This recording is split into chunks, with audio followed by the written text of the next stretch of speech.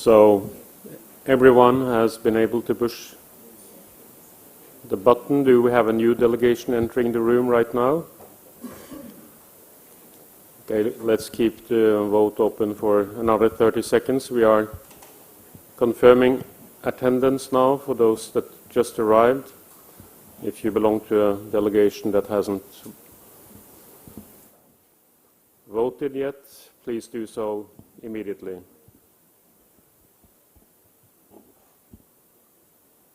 Okay. Wait another 20 seconds before we close the vote.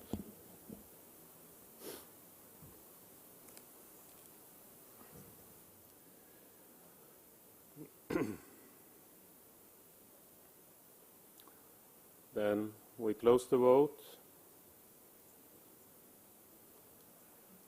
and we see the result.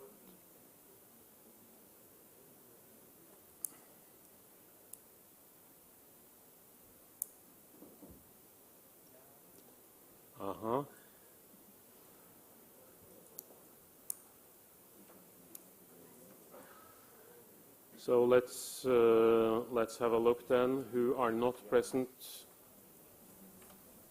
and check that again. Indonesia. Indonesia is no. Confirm they are not in the room at least. Israel. Not here. Latvia. Not here. Mongolia. Qatar Speed. And Romania. So that means we were 46. And 230 is 31, and simply is 24. Okay. So we have altogether 46 votes available when we come to voting. Two-thirds majority will be 31 votes, and simple majority 24, as you can see on the screen. Please assist in case some of the non-present delegations will appear, because then these numbers will change or could change. Simple majority will remain at 24 up to 48. Yeah. Two-thirds majority will change. But for the time being, 31 votes is required for two-thirds majority and 24 for the simple. Then we can continue with our agenda. And you recall we had finished a few proposals for the special regulations for short track speed skating yesterday. Let me see.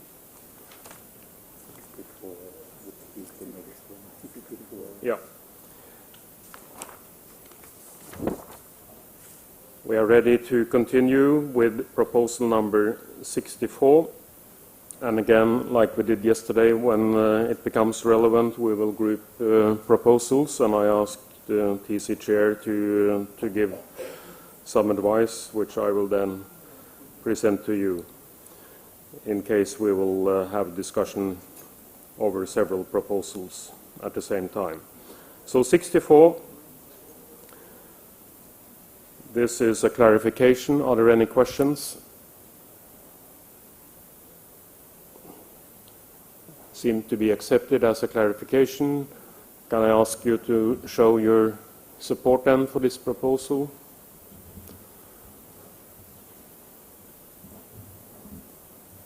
Looks like clear majority. Any abstentions or objections?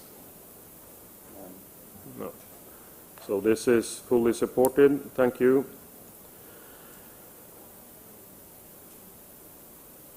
65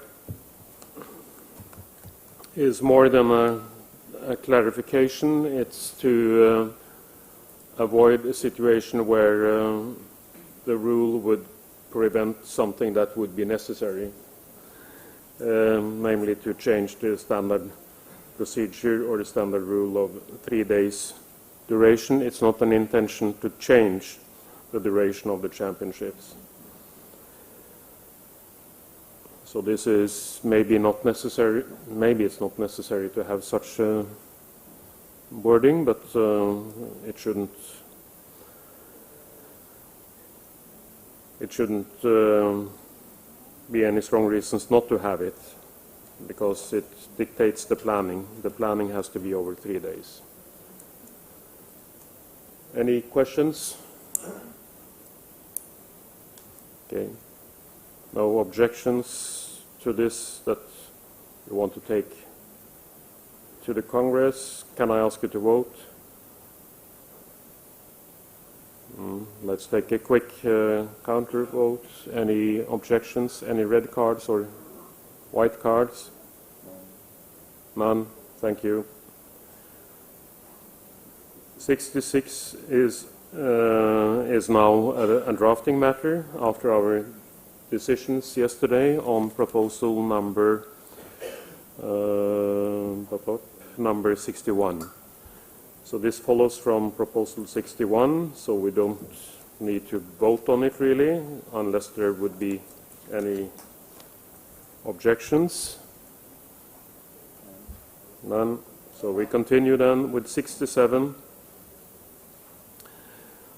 Again, it's a proposal that gives some flexibility in the scheduling of the competition.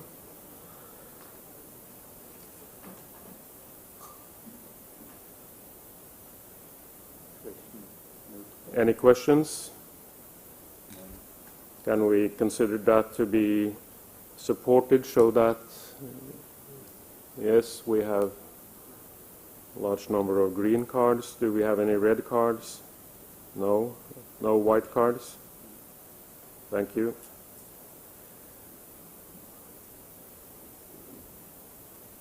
'68, yes. And this was one of the topics mentioned by the TC chair yesterday. Nathalie, do you want to give a general comment and maybe refer to other proposals where this is also covered? We have at least the next following one. Can you please just clarify the context? Yes, so basically this proposal along with 69, 82 and 87 needs to be discussed together, and the principal thing is that it's deleting the ranking finals from all our championships, and it is introducing the repêchage races for all our championships, so making all our championships with repêchage, all our ISU events with repêchage. I would propose that if Hungary is willing to withdraw their proposal, ours is a little bit more complete in details, but they basically are addressing the exact same topic.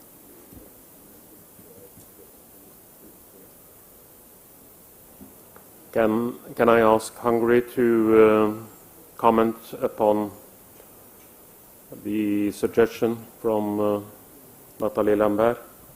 Yes, we are ready to withdraw. Thank you. Thank you. Thank you.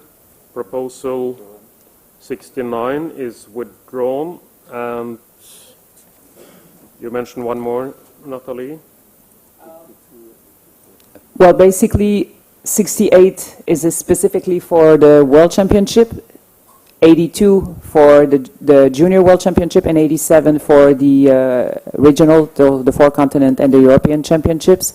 Our idea is to standardize, so we should vote these three together so that we would not end up with one with repêchage and one without, potentially. So these three should be together.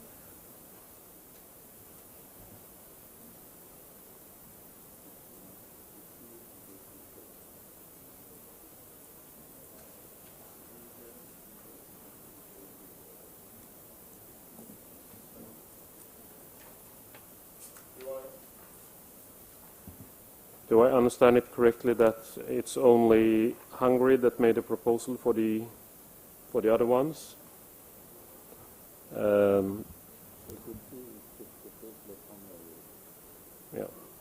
So what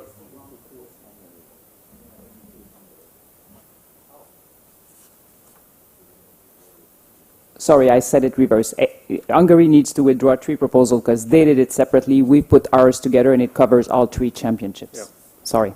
yes, When withdrawn, yeah, 82 withdrawn, versus 83 and 87 versus 88, and it's the same reasoning as we just had for the World Championships, and it appears that strong support to change from ranking finals to repechage, also in the championships, and we get a more unified set of race procedures at all our ISU events. And Hungary is available to withdraw also the 2 other proposals in favor of the technical committee proposal.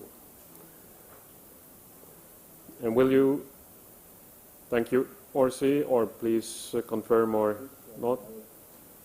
Yes, we withdraw 69, 82, and 87 proposals. thank you.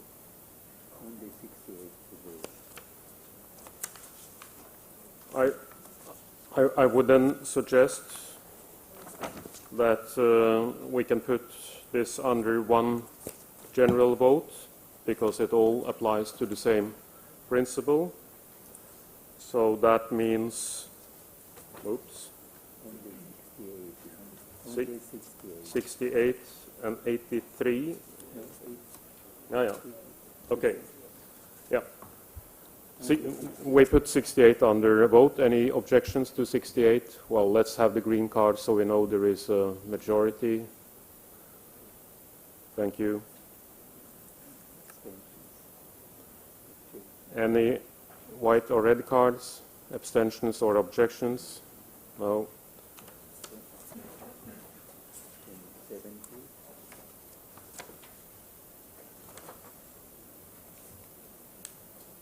And the next, 70. it's proposal number 70. Netherlands.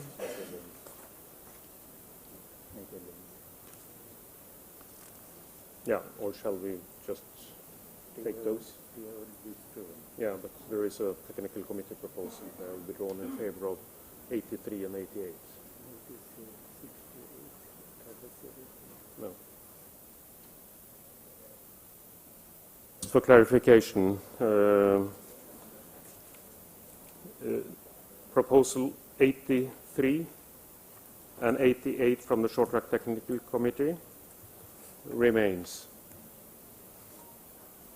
Right? Yes, so basically Hungary has withdrawn 69, 82, and 87. Yeah. And the only one that remains that we just voted on is 68. As well as 83 and 88. No, 83 and 88 are a different topic, I believe. Okay. They are? Yeah. Okay. Thank you. Sorry for mixing it up. Yes, I noticed that now. Okay, then we continue. Thank you for with proposal number 70 from the Netherlands.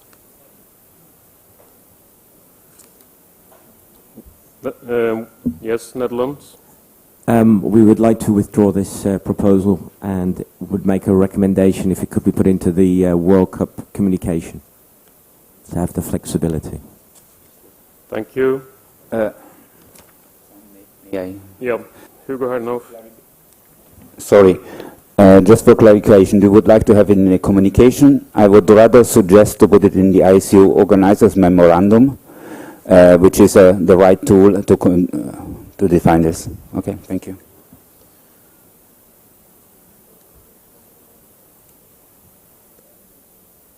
Thank you. We can proceed with proposal number 71 from the short track technical committee. I think, well, now that the Congress has supported the removal of the 3,000 meter super final, we've already accepted also the addition of the mixed relay. We haven't voted on it yet, so I don't know if we want to keep this one pending, but to also move from 8 to 12 teams for the World Championship. This schedule would be the proposed schedule that we would be working on.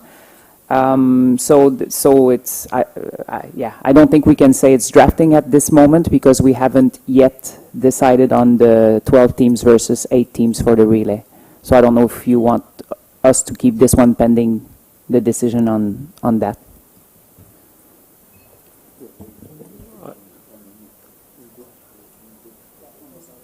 Yeah. Well, I do not think we need to keep this pending because I understand from the reasoning that it's the recommended program independently of the additional teams, number of teams in the relays.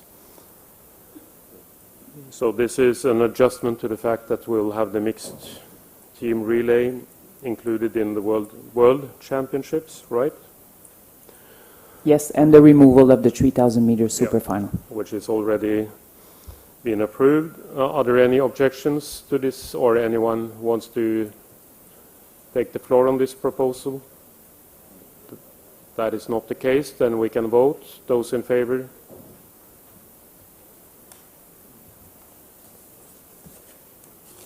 Thank you. Any objections? Abstentions? None. Thank you again.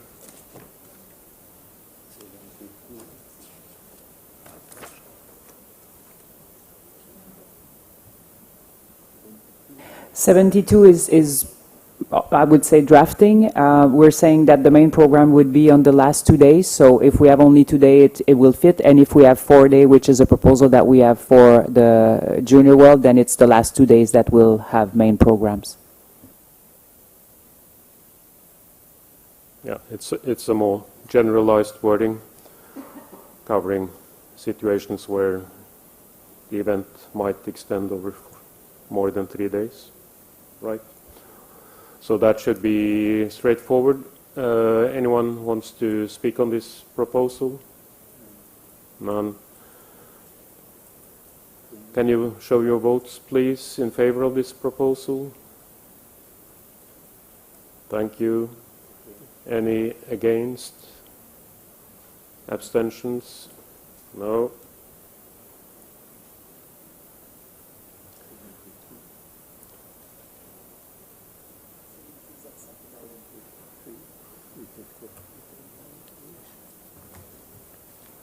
'73 related to the new context of the World Championship, and we dealt with this yesterday in the discussion, so this has already been passed unanimously.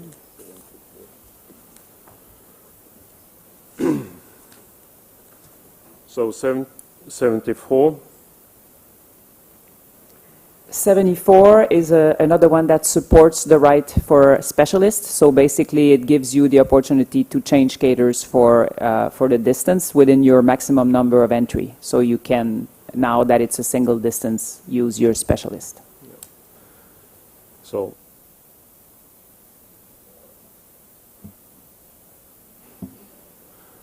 it's a logical consequence of decisions already taken.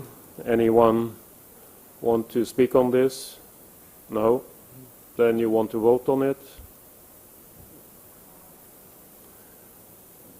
Anyone against? Abstentions? None? Thank you again. 75. Short track technical committee. 75 is where we also add the mixed team relay to the championship, but we also propose to go from 8 teams at the World Championship to 12 teams, and this for all relay, including the 3,000 meter ladies and women and the 5,000 meter men. So all 3 relays would have 12 entry for the championships.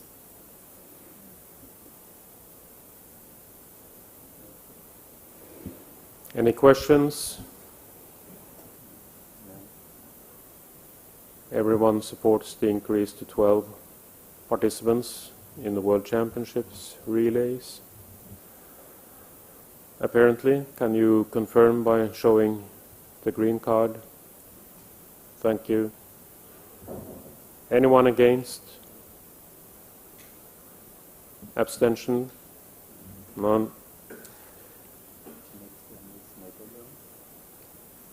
76, proposal from the Netherlands. Bearing in mind we've just increased the number for the World Championships, we'll withdraw that proposal. Thank you, Netherlands. 76 is withdrawn.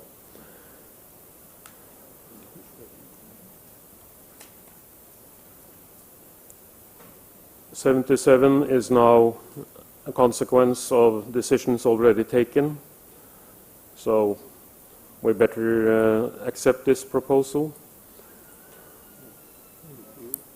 Yeah, thank you. Anyone against? No abstentions. Thank you.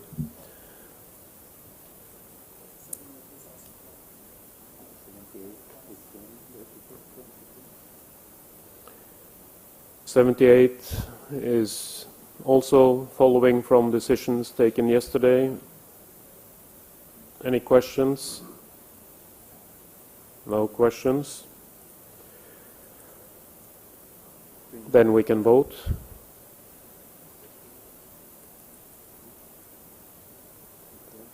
Against? No abstentions either? No. So accepted. 79. 79 relates to, well, 4 years ago we had the proposal we were developing a team event concept to propose to the IOC, and the IOC came back to us wanting just the mix relay. So basically at this moment, this Rule 282, the complete rule doesn't need to be in the rule book because we already have elsewhere the opportunity to do new format and new concepts, so this one is obsolete at the moment. So, yeah, well, this is good. I was just about to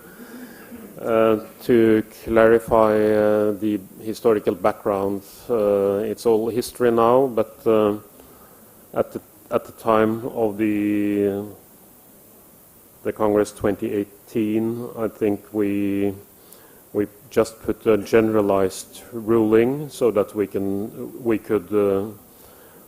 could answer yes to the question from the IOC that we had some rules on mixed gender competitions in our rules because we hadn't started it yet. But now this is not necessary. We have rulings, as said, in Rule 287.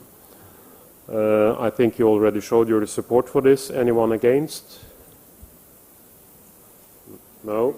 Abstentions?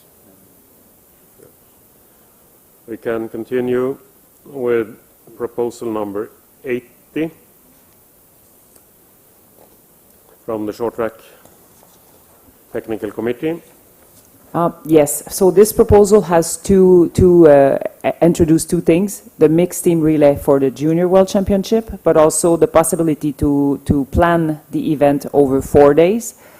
It could be held over 3 days if we change some other specific rule, but at the moment with the current number of participants and with the fact that all relay are entered without a qualification for it, because we don't have events for juniors in order to qualify a relay team at the moment, therefore we feel that it would not fit on a 3 days format. So this proposal came with a budget, so there would be a budget increase in hosting it over 4 days.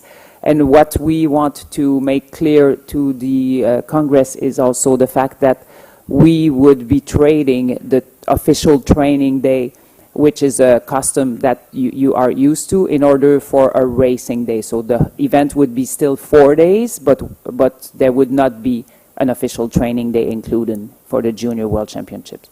We believe that this is necessary in order to be able to introduce the mixed relay at the Junior World Championship as well.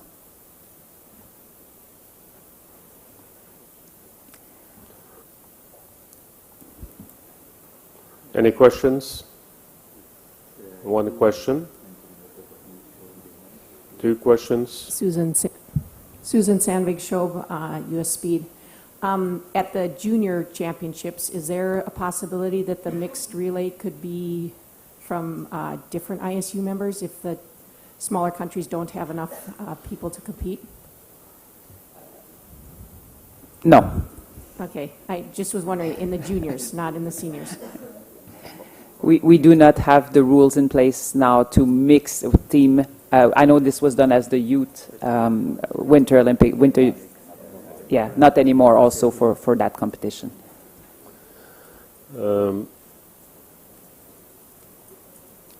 Any further questions on this proposal?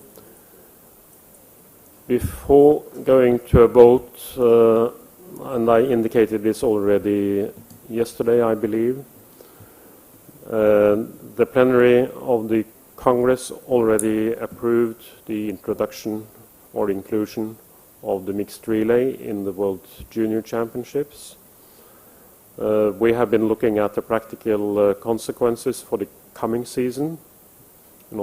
Default procedure is that something that has been approved at the Congress comes into effect immediately. So we are considering, since we have been in the process of allotting this championship, it's not yet confirmed, but it has been under the previous rule in the 3 days competition. So we might suggest that the mixed gender relay will only be introduced as from the season 24. And if you can share this concern, then I would report that back to the plenary session that that would be the recommendation, because it needs to be confirmed by the plenary session if we deviate from the standard procedure, that changes comes into effect immediately. And it was not part of the proposal under the general regulations to say so. But I think this delay doesn't harm the concept of the mixed relay being confirmed as part of the World Junior Championship. Any remarks to these comments, or my request to you that I can report back that we recommend this to be implemented only from the season 24? Okay, it seems to be accepted. Thank you for your understanding. Then we can go to the vote on this one, which still, has the option of doing it over 3 days. Yeah. Thank you. Any against this proposal? No. Abstentions? No. Quick point of clarification on the drafting. Do we add that this will start as of season? We will write that on the drafting. So in the version that will be distributed will include the starting date. Okay. It will then be drafted in also in the general regulation proposal and in this proposal, entering into force from 24. It will be the adjustment in the wording.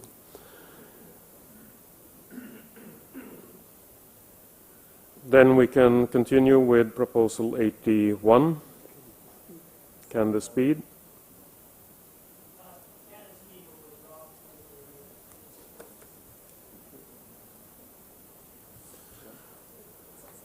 Thank you, it's covered already. 82 has now been withdrawn, and then we come to 83 that I tried to pass already. It also deals with the repercharge, but with more. So, TC Chair.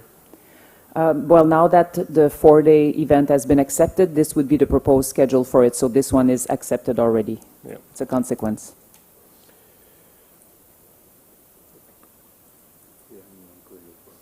Mm-hmm. Welcome to Latvia. Yeah, I saw Latvia coming in. Mongolia also arrived. Thank you. That means we are 48 votes for the time being. Two-third majority is 32 now. Simple majority is 25.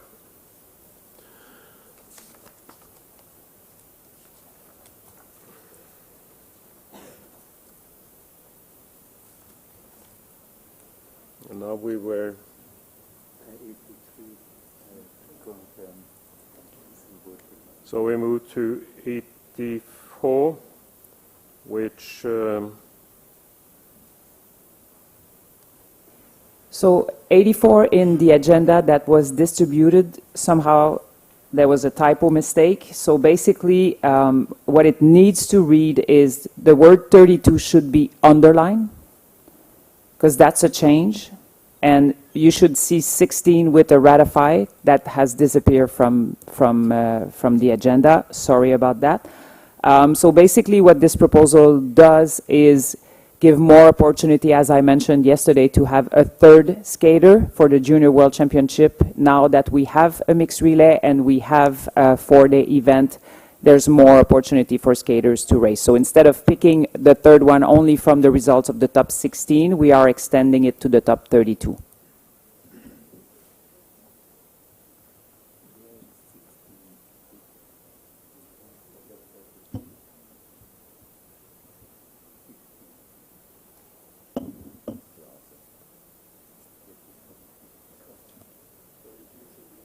Yeah, exactly. It has disappeared. Is it clear for everyone? So 32 should be underlined because that's the proposed change, basically. Okay. So the way it's written now, it's like it has already been this way in the past, but in the past it was 16.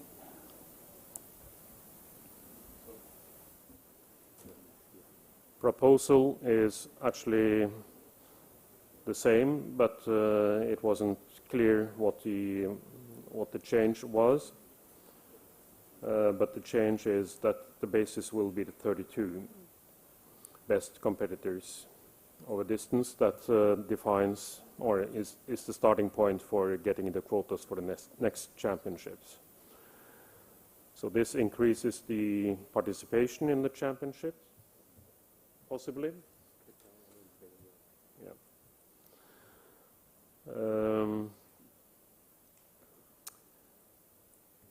Anyone want to speak on this proposal? It's understood. We are raising the possibility to get quotas for the individual distances based on 32 instead of 16. Now, before we vote on this, I have the happy news that we are now 49 delegations here because Qatar Speed has entered this section meeting. This means that the two-thirds majority now is 33. Simple majority remains at 25.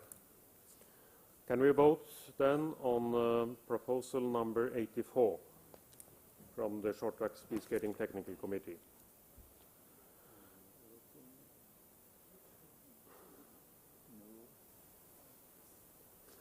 Any against?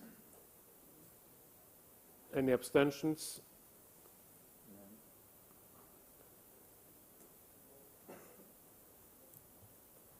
Thank you.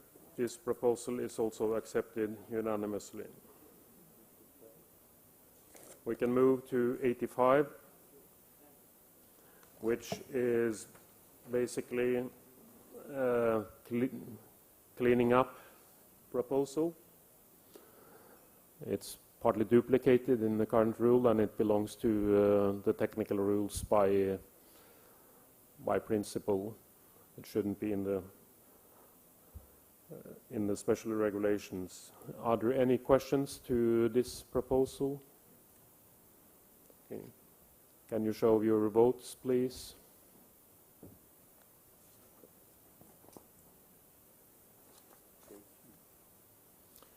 Anyone against? Abstentions? No. Thank you. Then we move to 86 from the technical committee.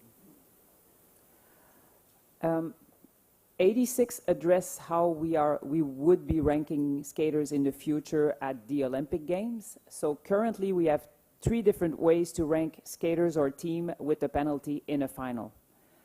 With this proposal, it would be another step to standardizing our rule for all event. Currently, what we had, currently what we have is what we had because we accepted the technical rule Tuesday. What we have is if you have a penalty in the Olympics, you get down to the bottom of the B final. So if it's in a 1,000 meter, for example, with a penalty in an A final, you would be ranked 10th in the Olympic classification. If you have a penalty in a World Championships, you would be ranked at your rank, but you would lose potentially a medal. And if you have a penalty in a World Cup, you'll be keeping your rank and you would get the medal. So 3 different ways to administer results on penalties and did not start and did not finish and tie, as I explained on Tuesday. So with this rule proposal, including the Olympics, all our events would be dealt in the exact same way. So this means potentially in an extreme case where there would be only 4 skaters in a final, which now that we've accepted 5 would mean just in the relay. So if in a relay final you have 4 teams and there's 2 penalty, what it means is that there would be 2 bronze medals for 2 penalty. If there's 2 did not finish because we have a crash and 2 skaters are injured, it would mean that they would keep their medal. And all our events will be completely unified.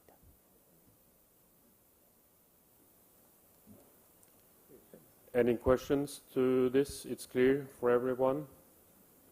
So the principle is that when you have qualified for the A final, then you have already proven yourself to be a stronger skater or team than those that didn't qualify for the A final. So there is a new race, and those that do not skate in the A final is not in a situation where they can be compared with those that were fighting for the medals in the A final and might either not finish for reasons beyond their control or might be involved in a race incident that would lead to a penalty in that particular race, but they already progressed to be fighting for the top 4 or top 5 positions. Can I ask you to then show your votes?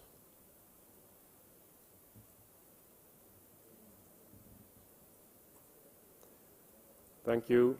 Anyone against?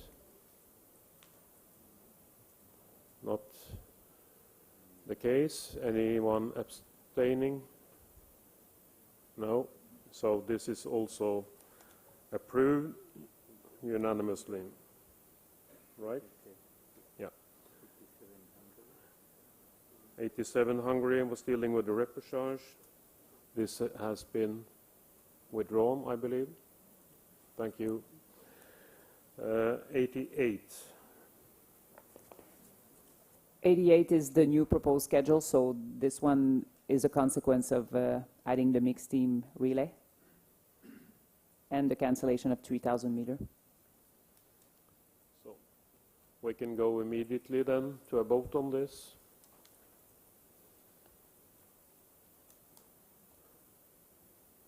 A lot of green cards, I can see enough green cards has been shown. Anyone against? No. Abstaining? So proposal 88 has been approved. Accepted. 89 from Austria.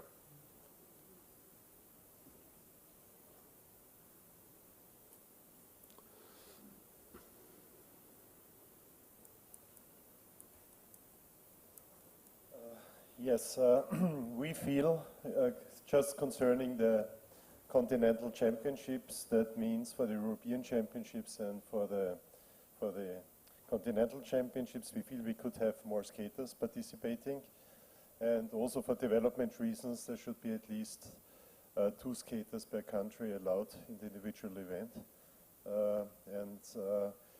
We would withdraw this proposal because it doesn't fit anymore so really to the regulation, maybe to proposal number 73, just in case that the DC is supporting this somehow, this proposal, otherwise we would bring it to vote.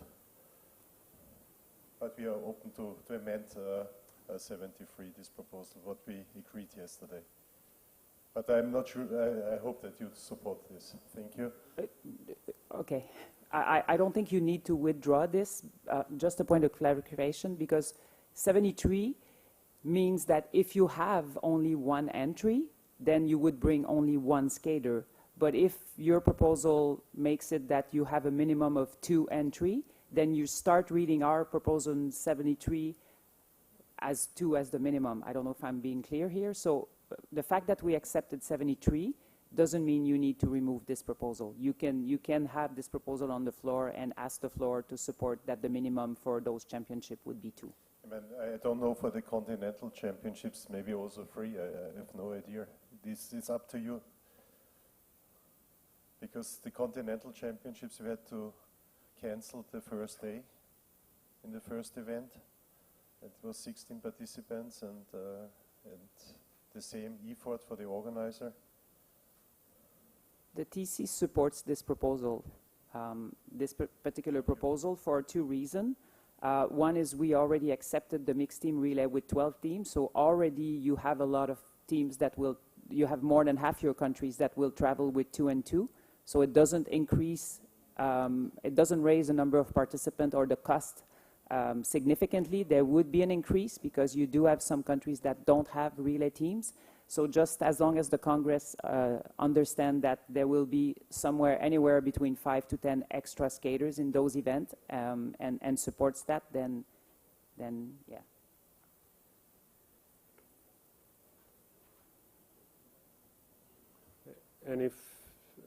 Any further comments? I mean, this proposal will lead to an increase in the number of participants, so it should have been presented with a budget.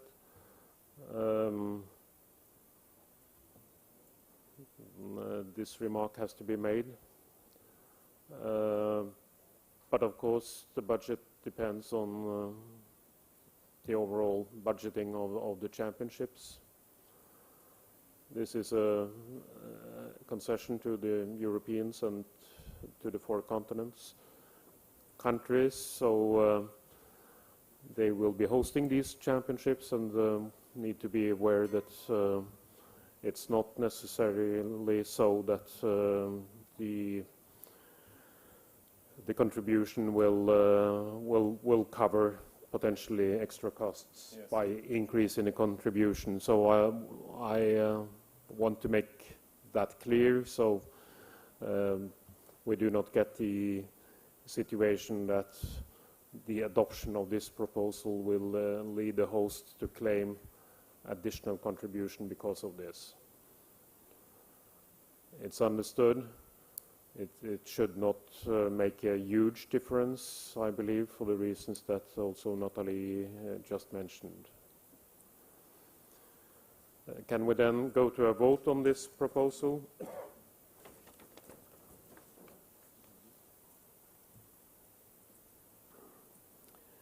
Anyone against? No. Anyone abstaining?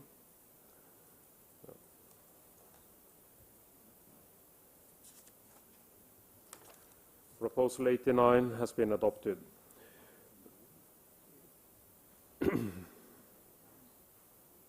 Proposal 90.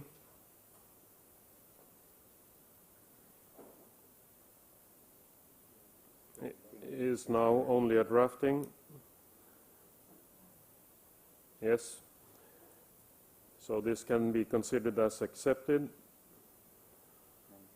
91 is more than drafting. Yeah.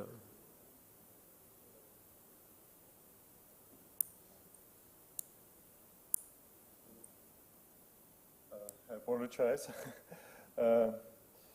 This also relates to the continental championships, and in that case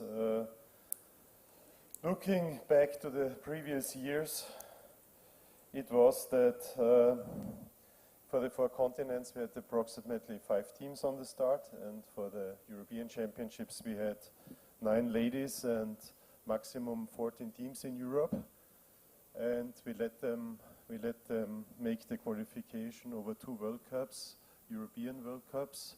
This regulation was changed in the last email Congress and extended to all 4 World Cups, which had a very high impact on the financial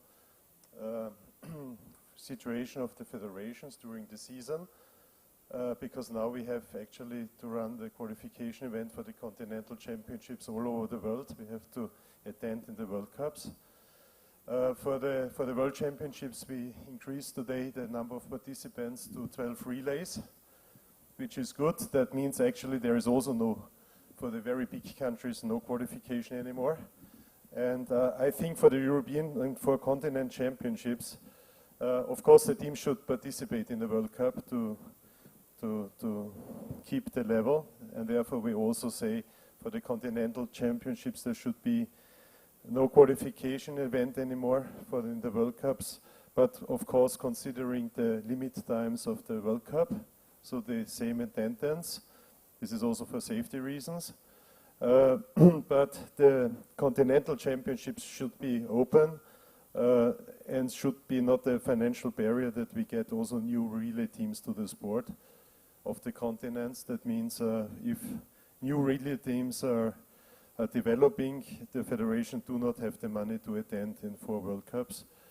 So we feel the continental championships should be decoupled from the World Cup classification. At the moment we have 9 ladies teams in Europe and 14 men teams. That means we can extend that. On the other case, if we keep the World Cup as qualification event, there's the impact that it could have if our sport is progressing and we have more and more relay teams in future. That means the World Cup would have maybe 25 ladies relay teams or 25 men relay teams. That means the program of the World Cup is anyhow very compact, and so we would bring the relay teams more to the continental championships, and in the European championships and for continent we have much more time to run this, maybe also the heats. So this is also an argument. And of course we're talking about sustainability, about traveling, and if 25 teams traveling, ladies, and 25 teams men traveling all over the world for qualification, to exclude maybe 2 teams. This is also, and we spend a lot of money. This is also a reason why we propose this proposal. Thank you.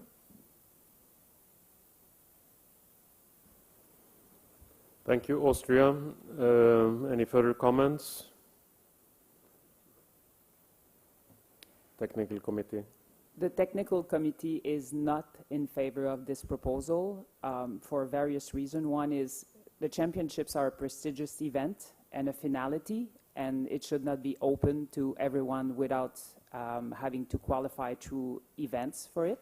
Yesterday in the session for speed skating, this Congress passed a rule that you would base more quota for your championship on World Cup event. I don't see why we would now want in short track to actually access championship without participating in any of the World Cup.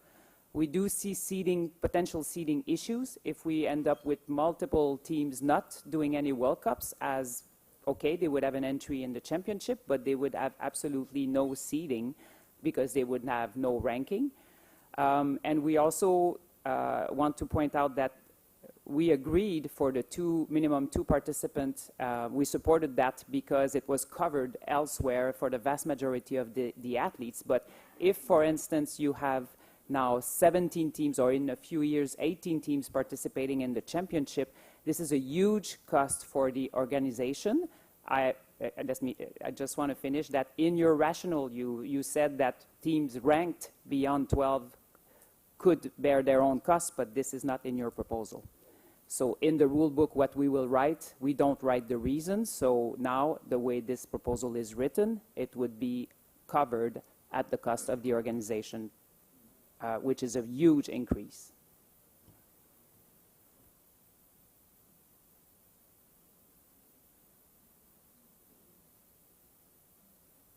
I apologize, I forgot to add this. So this proposal is not to increase the costs for the organizers.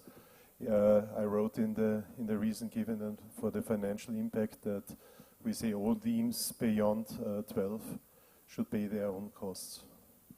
But there should be the possibility for us, for the smaller federations, they develop new relay teams. It's much cheaper and to pay the European Championships than to travel to 4 World Cups or 6 World Cups. So, and we exclude actually we reduce from 14 to 12.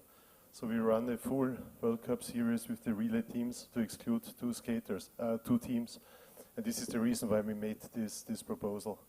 The financial impact from last year, from the regulation change, was during the season 35,000 euros. And it's a lot for a federation. This is half of our short track budget. And this is the reason why we make this proposal, also to think about the situation. I think another point is that when you have the qualification event, that means in the heats you have races with 5 and you have races with 4. And those teams who are in the race with 4, they always have much more World Cup points than the other one on the last position. And the qualifying event for those teams is always the last position in the relay race. Sometimes they're also impeding the World Cup. So I would really think about this. And if the 4 continental teams are skating together with the European teams qualification, due to the world ranking and the races are completely inhomogeneous, and most of the times the 4th position, so if you have a heat with 4, they are ranked better than the other ones who are in the race with 5, and actually it's not the competition, but it costs a lot of money. And just think about this, please.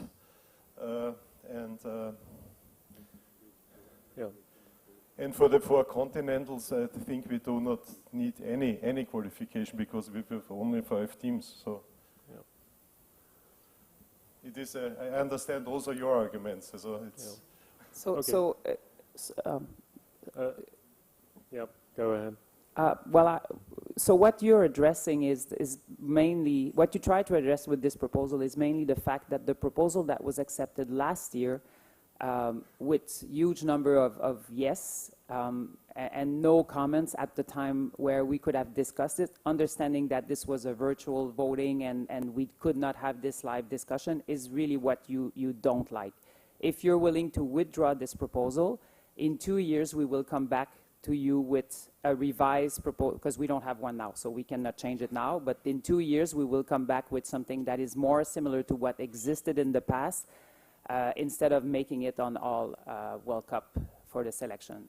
We can revisit that if this is the wish of the Congress.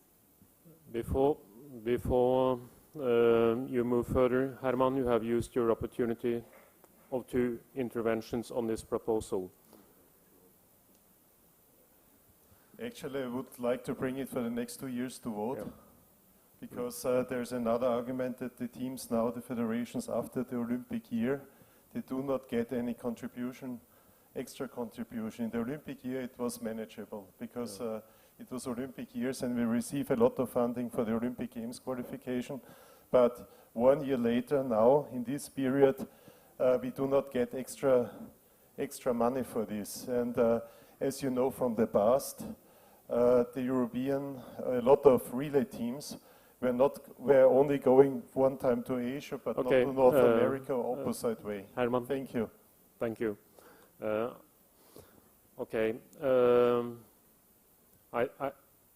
What the Congress needs to take into consideration is that adopting this proposal without the qualifications, the reservations that is in the reasoning, is something totally different than the rationale for making it, saying it will not carry any additional costs. So we cannot adopt the proposal as it stands. All the reasons you're giving, I'd like to add, you said yourself, for the 4 continents, this is not a practical issue. For the European Championships, it has seldom been an issue that the number of 12 has restricted participation. Has been maximum 1 team, I believe, in recent seasons. There were more in the Olympic season, for the reason also that it was Olympics, and these qualifying competitions were also qualifying competitions for the games. I understand that some member federations were targeting the European Championship participation by sending a team that they wouldn't have sent had it only been for the purpose of qualifying for the games. But this is maybe a too specific, too special reason to make it a general rule in the regulations of the ISU. So I would hope that you can live with this situation. That will not be, I think, as dramatic. We already know the coming season will not be comparable in terms of the World Cup circuit to what we had last season. So I think it's bearable for the members that you advocate here to live with the current rule and see if we can get a better qualification criteria set for the future. Okay. So can I consider the proposal to be withdrawn? Thank you.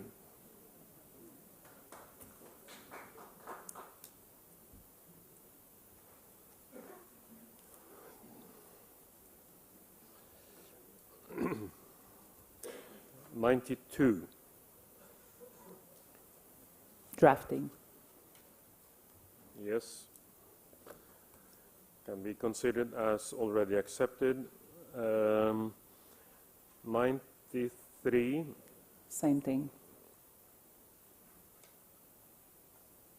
94 as well. Yeah, that's for slightly different reasons, but still, I mean, it's drafting to avoid duplication in the rules, right? No, I see. 94 is referring to... It's all consequences of going to a single distance. But 93 was a pure drafting. 94 is a consequence of what we already have adopted, so that follows. 95 from Canada, we had a discussion on this yesterday, and there was even comments made referring to this proposal then. Can Canada then, for consistency, consider to have withdrawn this proposal? Yes, we withdraw. Thank you, and I repeat what was said yesterday, that we hope to come in a position where this would not be a concern. 96 is clear. 96 is clarification only, so 96 and 97s are simply clarification, so they're drafting. any questions to any of these clarifications related to proposal 96, 97? If not, then I consider them to be accepted without a vote.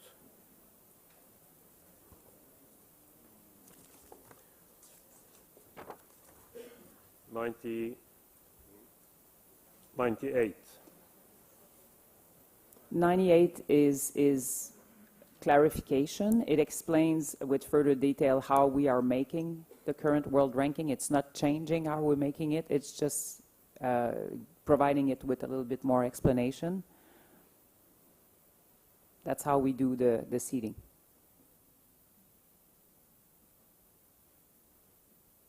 Austria. We are in favor of this change, so this is no discussion. But we have to think in future about the World Cup format. And the reasons are that in the current system, as explanation for the delegates, it's if you have two skaters, you can compete in distance 1 and 3, one skater, and the other one in 2 and 4. And this causes, in particular for the Olympic season, that a lot of skaters were not ranked in the distance for the first round. So we had world champions, we had they were all unranked, the whole Olympic qualifying event, and this we have to consider that the World Cup format is somehow changed, that the skaters can theoretically take part in all distances, because otherwise we have a big impact on the world ranking. That means particularly for the Olympic season, and this also relates to the World Championships ranking and everything. So I'm in favor of this proposal. There's no comment on that, but we have to think about the World Cup format in future, which is in the hand of the technical committee and of the council, of course. And so it has nothing to do with this Congress now. This is my remark to it. Thank you. Well, thank you, Herman. We're taking note of this, and it's a very relevant remark. I mean, we have a ranking system here, and we have to bear that in mind when designing the programs of the other events. No other questions to this or comments to this proposal? Then I ask for those in favor of the proposal, show their green card. Objections or against? None. Abstention? None. It's accepted. Thank you.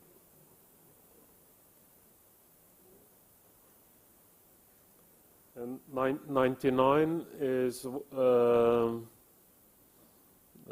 it's not drafting only, but we shouldn't preserve regulated rankings that will not be used. I think this is the purpose of removing this part of the rule, right? Any questions? Thank you. Then we can vote on this proposal.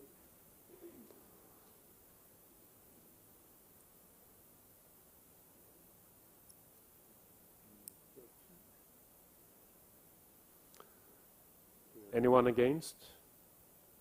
No. Abstentions? Thank you. It's been accepted.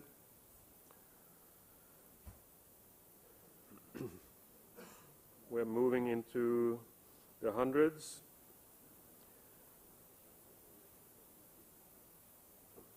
Yeah. It's mainly drafting or operational matter that is clarified in this wording. Any questions? No. Will you vote, please? Those in favor are showing the green card. Anyone against?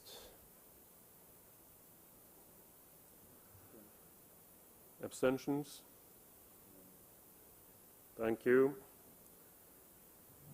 101, maybe I should have singled that out at the very beginning. It's drafting matter with capital letters.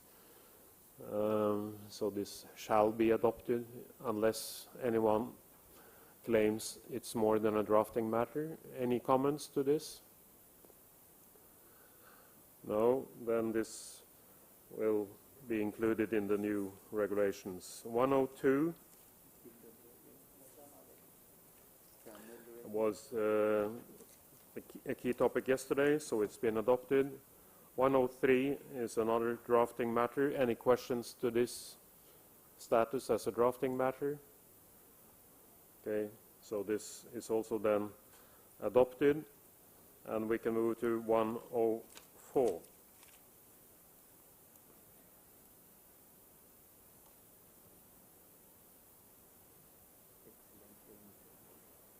104 basically relates to, gives a clarification or make it more of a statement that to remain on the list of international officials must provide proof that they're actually active and still in the sport. We have long list of officials that, with names that of people that are no longer active, either in their country or internationally, and they remain there because we just don't have those reports. Now we're making it that if the members cannot provide the reports of activity or the official cannot provide a report of activity, then after 36 months they will be removed from the list.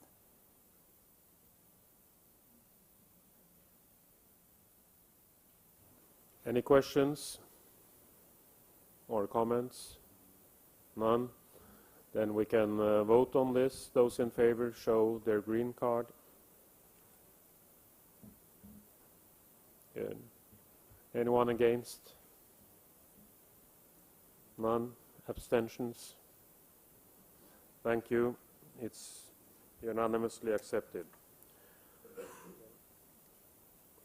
105. 105 introduce some form of testing of the English in order to access the ISU list and also to remain on the ISU list. This is the first step in trying to make sure that all our officials are fluent enough. They don't need to be totally bilingual, but they are fluent enough in specific skating wording so that they can actually function with a team of officials and contribute to the success of events.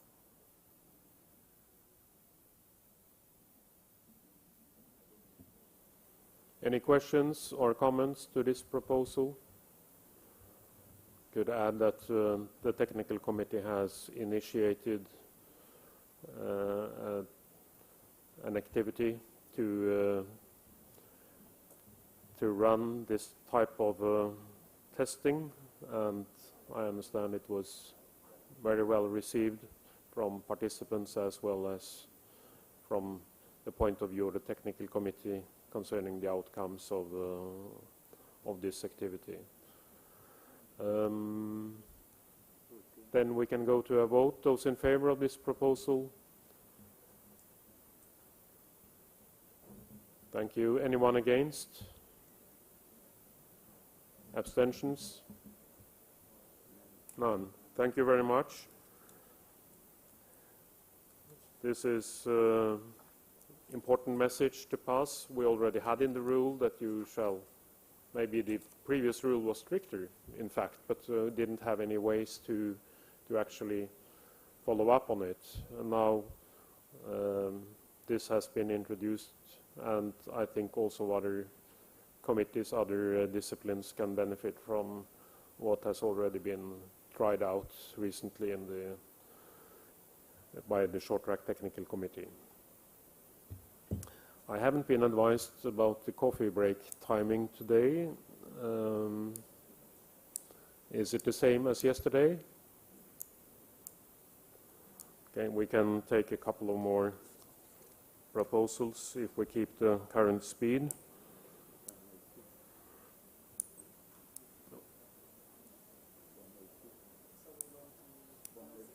We can try 106. Basically, 106 refers to, we had a quick brief discussion yesterday regarding the age of officials. So as Canada had a proposal on that, and also the Speed Skating Technical Committee. Basically, we believe that our athletes deserve the best official and also the best official in their best capacity. And it's a fact that for every 5 or 10 years past 30 and 40, we all lose some of our abilities. We do not hear as well, we do not see as well, our reflexes are going down despite all our efforts to prevent that. And short track competition are, short track referee, as one time Tron pointed out, are amongst the most challenging sports to actually referee. Our officials spend very long day on the ice, sometimes all the way up to 10, 12, 13 hours and even more. And it's extremely demanding. Of course, there are some exceptions, and people that you know, like Mr. Chang sitting here, that are rock and solid until they're 100. But those are exception. The vast majority of us are aging in a normal way, and when we hit that 65, 70, 75 bracket, it becomes a little bit more challenging. So for that reason, we want to lower the age for the referee and also for the starters. We do not believe that this is necessary for the competitor steward, because administrator of the event, like the TC rep, the ISU rep, and the competitor steward, we have the luxury of time. We are sitting down on the deck and we have time to make our decision. It's not quick, instant reflex. If we make a mistake, we have time to correct it. If our officials like starters and referee make a mistake, they do not have the luxury of time. At the same time, we do want to treat the people that have been officiating in our list and in ISU event for quite some time the respect that they deserve, and not decide today that tomorrow all the ones directly impacted by this will be gone. So we are saying that in effect as of season 26-27, so we're basically keeping these people directly affected by this with us, but we're moving this forward still for the greater good of the athletes. So the proposal is, as of season 26-27, to lower the age of the referee and the starters by 5 years, making it 65 instead of 70. Thank you, Nathalie. By this, if this proposal is adopted, we achieve quite a bit of the harmonization that was requested in the discussion we had yesterday on the proposal from Canada. And it also gives a transition period that doesn't, bring people out of their function immediately, which could be a concern both from the ISU side and from the individuals. So I think this is a good way forward. 65 is the current age limit for referees in the speed skating regulations. And we have different age for the starters that remains on the speed skating side than this proposal would adopt. But we are moving towards greater harmonization with this proposal. Canada. Thank you. Just a quick clarification. When you spoke about 5 years, were you contemplating a year-by-year stepping, or just nothing and then 5? Nothing and then 5. Thank you.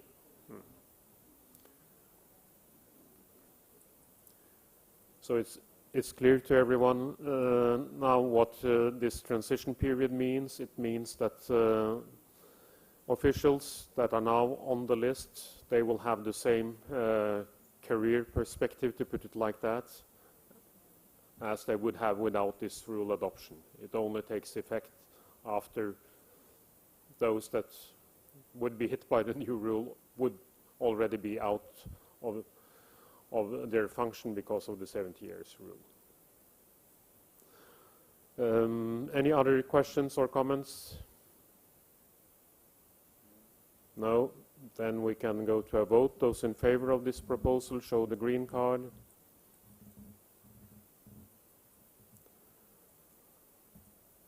Anyone against? No one against. Any abstentions? No abstentions. Thank you very much. I think this is a proposal that I'm very comfortable the Congress doesn't have a split vote on such a proposal. We are in agreement to move forward in a clear direction, also towards more harmonized rules between the two disciplines of the speed skating. Then I would propose that we can try to take the benefit that we were not taking fully yesterday, since we have a little longer walking distance to the coffee table. So I propose now to take a break. That's agreed.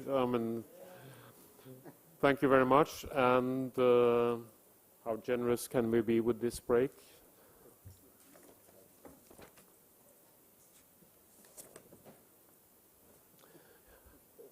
Shall we resume at...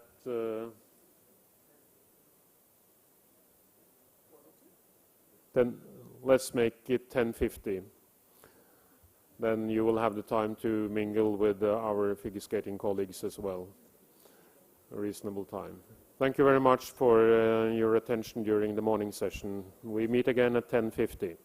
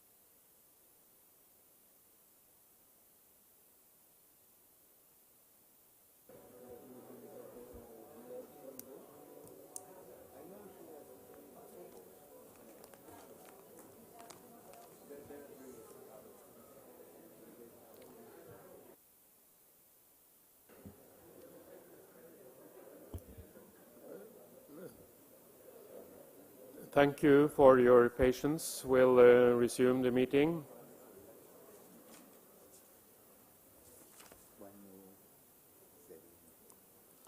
And we have finished all proposals up until 106, so we move now to 107 from the short track technical committee.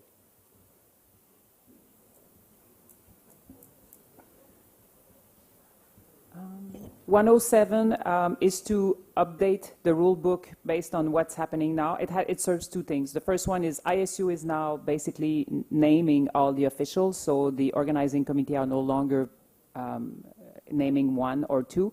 So all of them are named by the ISU president.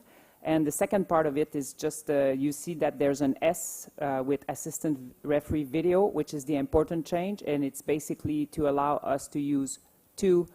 There's going to be a few more rules that address this, but this is the first one, is to allow us to use 2 video specialists in the video room, so 5 ISU officials instead of 4, because we have now 4 years of practicing with video replay with the new system that we were successful in putting in place 4 years ago. And practice has shown that if we have 2 in the video room, one can start review during the race, while the other one is still watching the race, and it speeds up the process of reviewing, especially when there's multiple infringement in a race, quite significantly.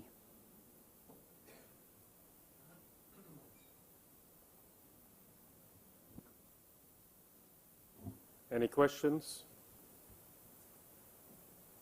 Then we can go to the vote on this proposal. Okay. Anyone against? Against is a red card. Any white cards? No abstentions? Thank you. 108. Drafting. This is a clarification and adoption of practice. There is no one else actually that can obviously take the responsibility for this appointment for the youth Olympic Winter Games. So I think this can be considered as adopted unless there are questions. Okay, consider it as adopted and accepted without any protests. 109. 109 is the one where we're really saying that 2 video specialists are necessary. We already basically accepted the first one, but this also relates to that. It comes with the budget. There will be an increased cost for all ISU events of approximately 2,000 Swiss francs for that extra official.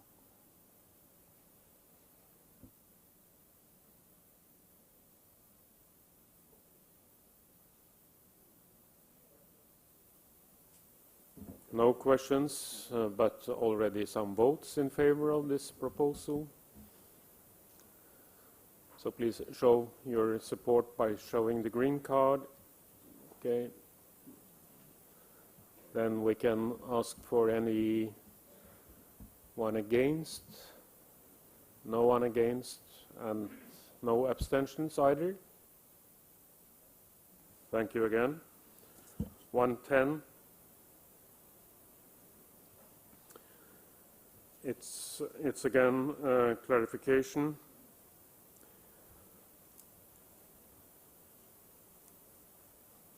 Yeah, nowadays the program is really dictated by the event director. So the competitor stewards only really decide on the program for international events, not for ISU events anymore. The main program are decided by the sports director. Yeah, the event director, which is also the sports director.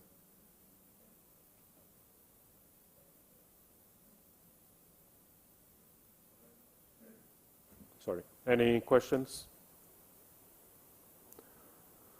Then we can go to the vote on this. In support of this proposal, showing your green cards. Anyone against? Abstention? So this is accepted again unanimously. 111. Another clarification. Well, it's the ISU event director, if I may be a bit. Is that a title? It's correct. Yeah. Yeah. So this one is just clarification on his, basically a change of title and role. Well, not the role, but. Yeah. We're not voting on position titles here, so I think we can consider this to be basically a drafting matter, unless anyone objects. No? Okay, it's passed. 112. Again, it's to make the current rule more complete. But are there any hidden messages in this rule change? Any questions to it? No questions, no need for clarification of the clarification proposal. That's good. You can show your votes.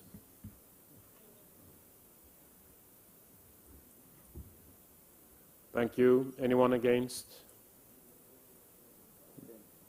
No one. Abstentions? None. Thank you again. 113. I would propose that we deal with 113 and 114 together, as I believe there will be quite a long conversation, and if 114 was to actually pass, we will withdraw 113 because we do not want to add another round of possible changing in decision. So these two should be discussed together.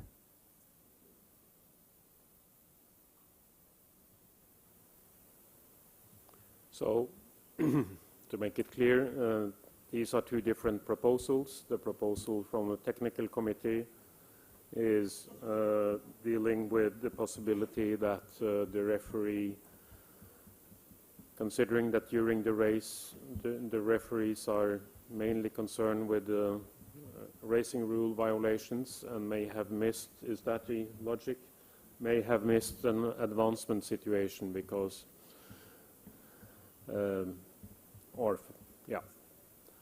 So it's a limited opportunity for the referee to conclude on possible advancements at the end of the round, and this is the only time where this is becoming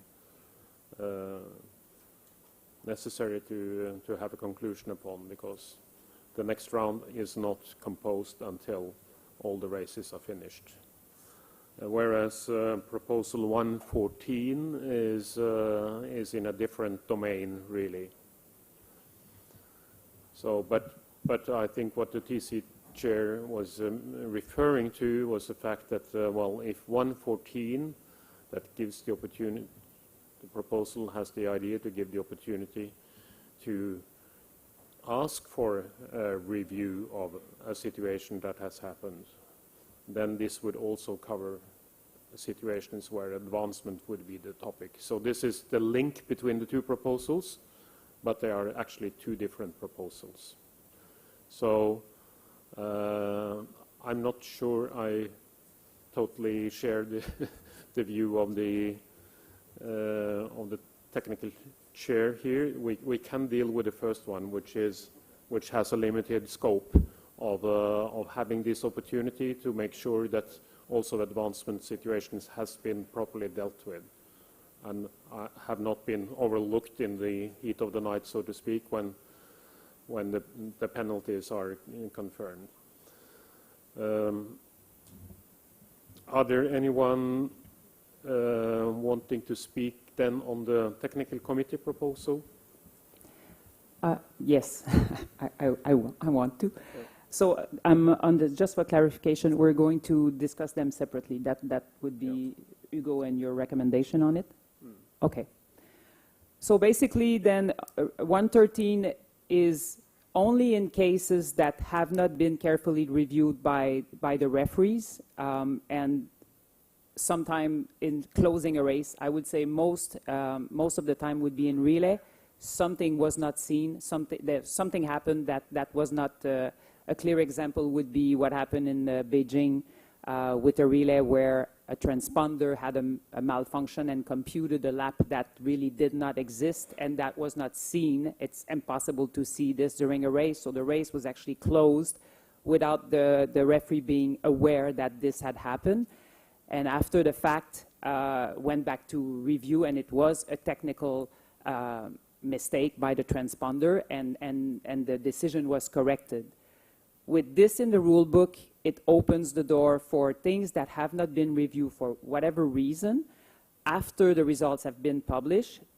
In the case that this situation, excluding final, in the case that these situations were to happen, that we can actually correct the mistake and by an advancement to the team or the skater that was directly impacted by this particular case or situation. So if a mistake or an unfairness, because sometimes it's not necessarily a mistake in the sense of the one that I described, if something happened in a race that resulted in an unfairness for a skater and that or a team, and that unfairness can be corrected simply by an advancement without removing anyone else that is already advanced, without removing anyone else that is already qualified by time, at the end of the round, the referees would review, and if they can find it and prove it, then they would correct this by an advancement, and then the decision would be announced, and if we can show the clip would also be shown to prove that why this is happening. So that's our proposal, excluding finals. Because at the finals, the results have to be announced at a certain point in time, so you cannot keep on looking for things. Does everyone understand what this is all about?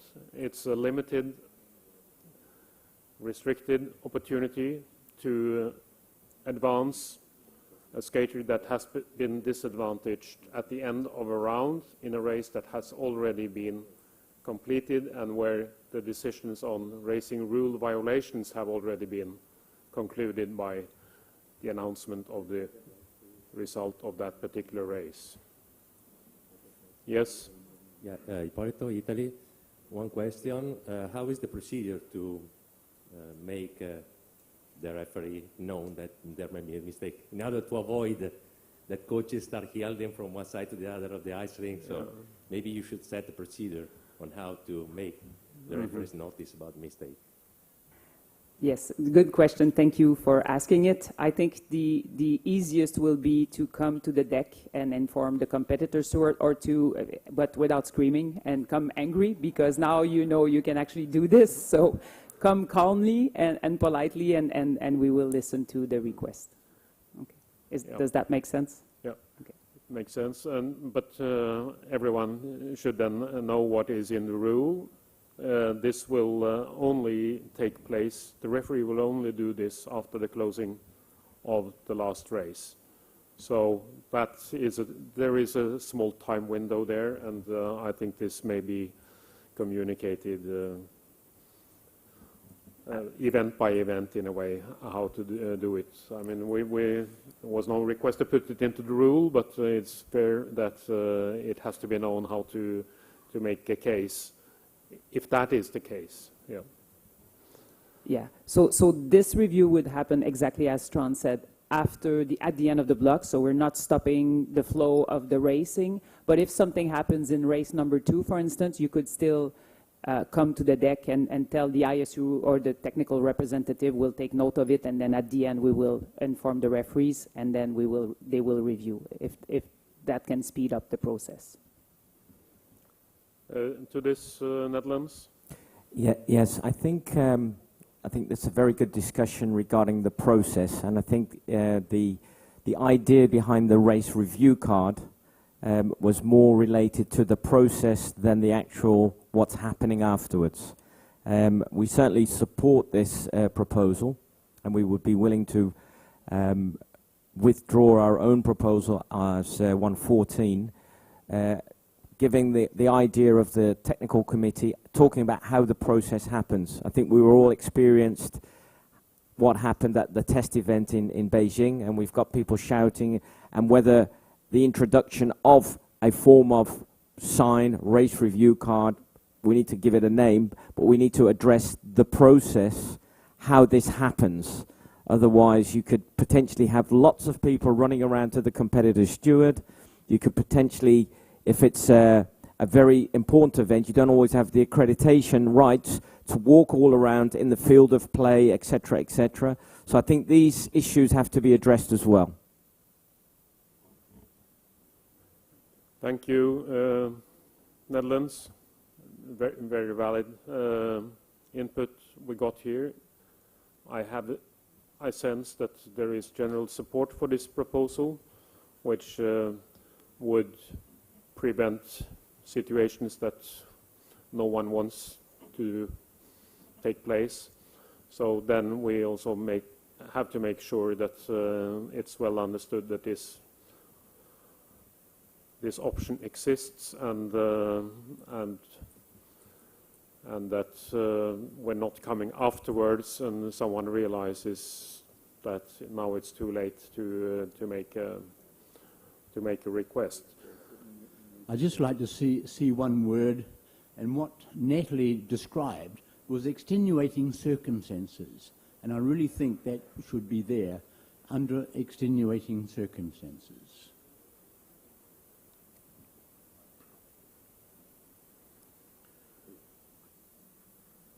Well, Calvin, I'm not sure I totally understand. There are some circumstances that are not necessarily always special.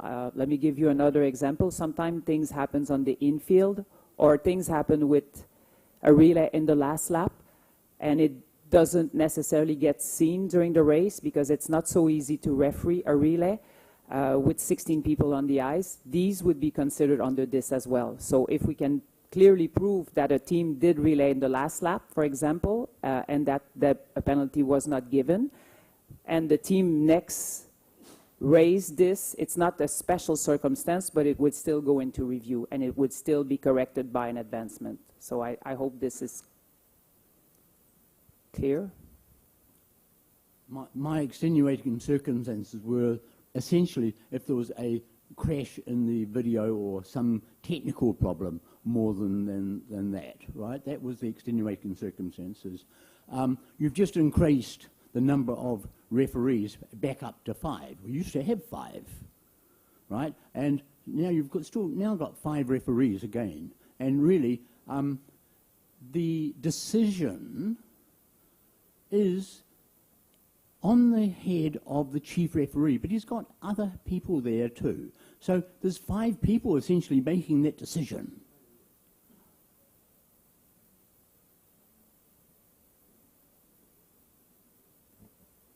Austria. Yes, everything what helps to avoid a mistake, I think it's a good thing, first of all. Secondly, I think we have a little bit to take care for the legal procedure, because at the end of the block, the results before were already announced officially. That means the referee took legally a decision at his discretion. So it's a decision of fact. There is no possibility, according to the rules, to make a protest against raising decisions of the referee. But I'm for the review. So I think this is now a legal matter, how to implement a post-review, because we already have officially announced the results. But I'm not against the regulation, of course, but I think now we have some contradictions in the regulation book. Okay. Thank you for this warning or advice. I think you're right that this may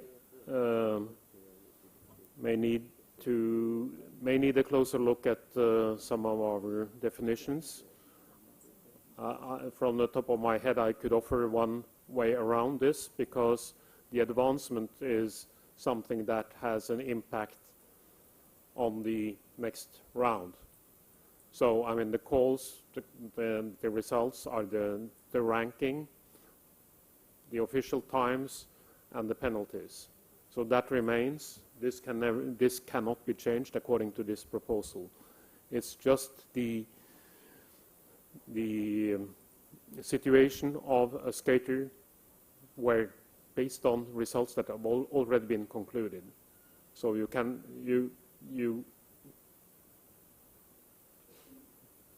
yeah, probably we need to look at where the advancement is, positioned, so to speak, in the category of referee decisions.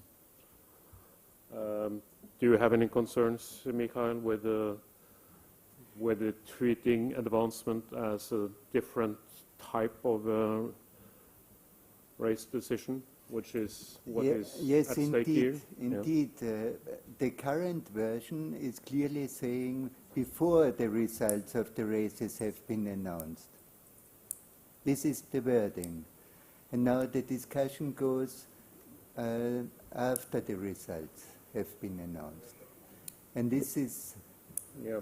And this is, makes a huge difference because this interferes with the general principle that the decision of the referee, whatever it might be wrong, stays. It finishes it's the essential element of the rules of the play. And this is even unattackable at CAS or at any other institution. And this is a clear separation. Therefore, once you move to after the results, we get the legal problem.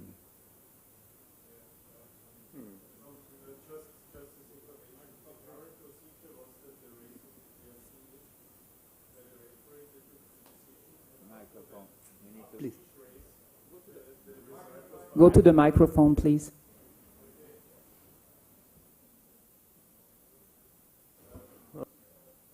I fully understand your interpretation, but it's actually a little bit contradictional to the current practice, because now we take the decision after the race has finished, the referee, then it is displayed, the result is unfinished, is unofficial. Then after the review of the referees, the race is declared officially finished, the race. And what this proposal says is that, and if we follow your interpretation, that means we would have the official results after each qualifying round, and not before. So, but I think there is also another paragraph who says that after the decision has been taken, after the race. So the question is when the results are now really official. If you say after the block it's official, then we can follow this regulation, yes. Well, but I think there is another paragraph too who says after the race, so it's not my... So perhaps we need, two things here, clarification for Michael and for how we wrote that race. If you read and before the results of the races, it has an S at the end, which means when we print the whole list of who qualified for the next round, right, including the advancement, the buy time, and all that. So the whole list of who qualified. So what we meant by this sentence is before we publish that list, this extra advancement can be added to it. But maybe we can improve on the text if it's going to make it more clear. The second point for you, Michael, is we already have a rule in place that an advancement can be made afterwards. I need to find where it is in our rule book, but we already have this rule in place. Yeah. Not changing the results, not changing decision, not going back and making a different decision, but an advancement is already in the rule book that it can be made later. There can be two ways to improve this or clear this situation. In the last sentence, where it says, and before the result of the races have been announced, we either just delete that part of the sentence, completely delete it, because it's ruled somewhere else. And the other solution is to say that, and before the results of the qualifying round of races has been confirmed.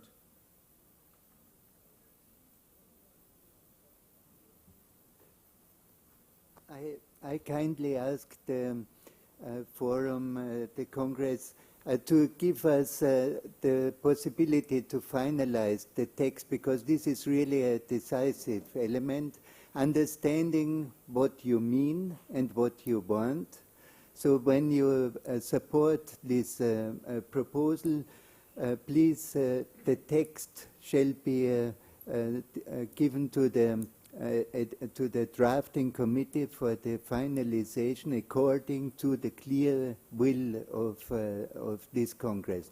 But it's too dangerous to finalize the wording right now. Here we need to be very careful. Okay.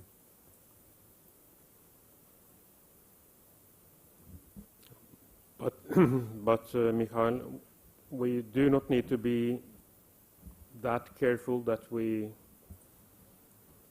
await. No, we can vote. Yeah. We can.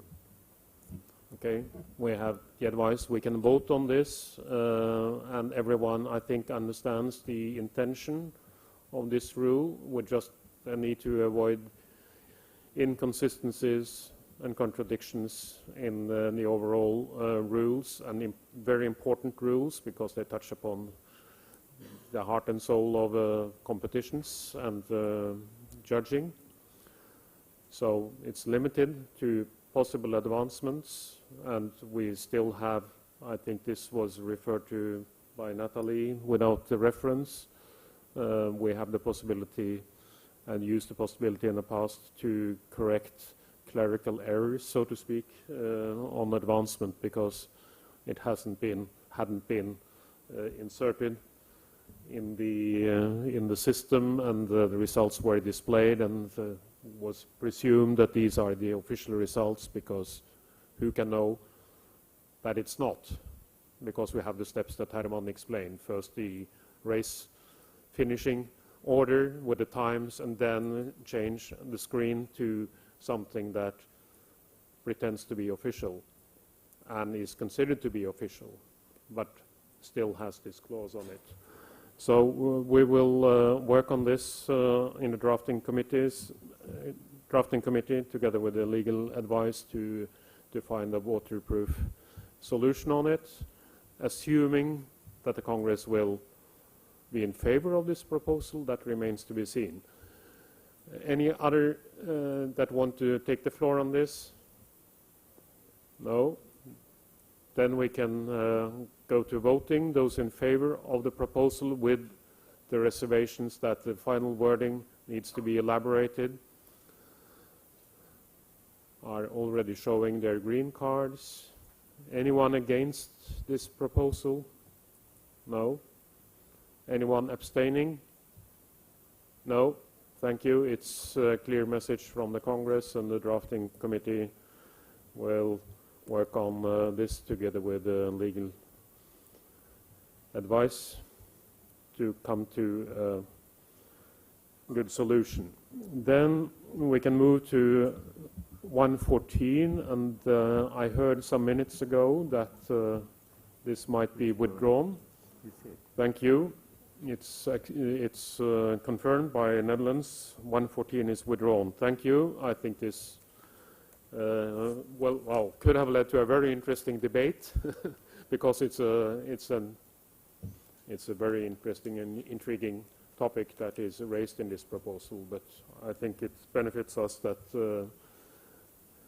Netherlands has withdrawn this proposal, so we stay now with the possibility after adoption of 113 to deal with some unfortunate situations that would also have been addressed by the content of this proposal. Willie? Just to add, this is something we were going to try in Holland, this race review card, and maybe other members would also like to try out their own domestic national competitions to see how this sort of work, and maybe in 2 years' time come back as a suggestion that's already been put forward for other proposals by the TC. Let's try and do things at our domestic competitions in which we can come back with experience, which we can make our sport at an international level much better. Thank you very much, Netherlands and Wilf. We can then continue to 115, which is on the topic already discussed and addressed by proposals that were accepted. So I presume this is now basically a drafting matter. Any questions comments to that? No? Then we consider this to be accepted as a consequence of previous decisions. And now I turn to the last page on my paper copy. 116. 116 gives us the opportunity to use not just referee, but also ISU official from the starters list and the competitor steward list. We believe these people are definitely competent to officiate to be on the heat box.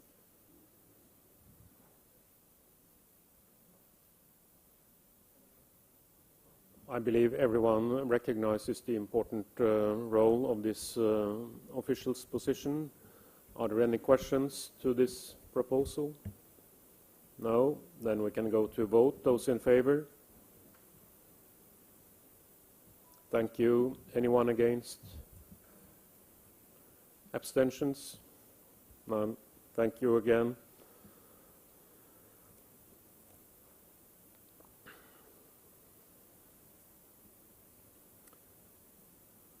117 is to ensure consistency with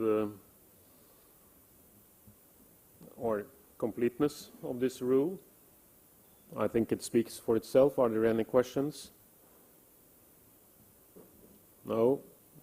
Then we can go to vote. Those in favor?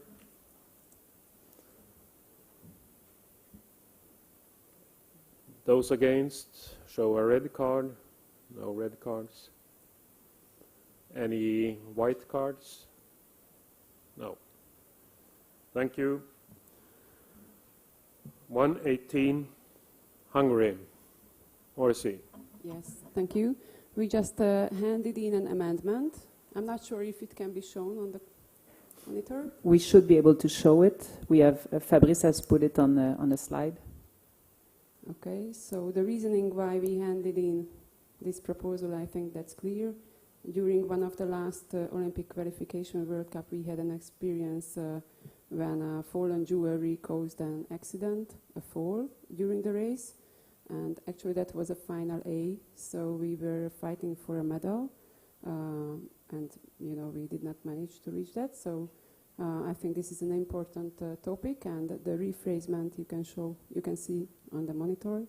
So in case of a non-compulsory personal equipment not listed in Rule 291, Paragraph 1, is lost on ice, causing a disadvantage to an athlete or a team, the person who lost their belongings shall be sanctioned with a penalty.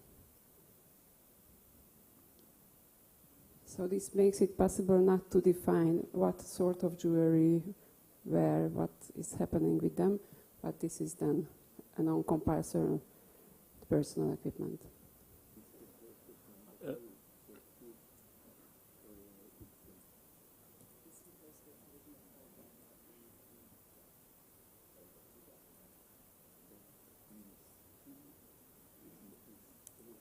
So to be clear, you have deleted the remaining parts of your proposal and replacing your proposal 118 with the full text.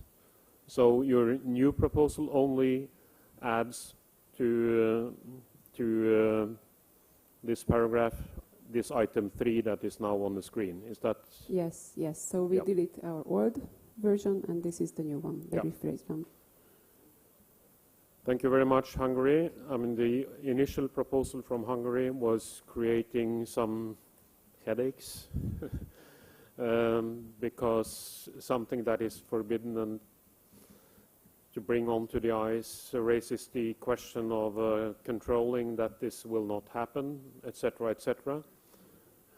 And the idea of this proposal was to protect competitors from being victims of skaters for reasons that I could even say cosmetic reasons, where equipment that could cause problems or damage for the race of other competitors.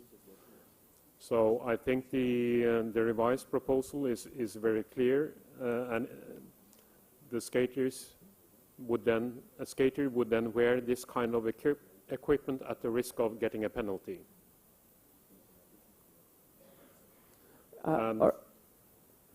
Sorry, go ahead. And in this way,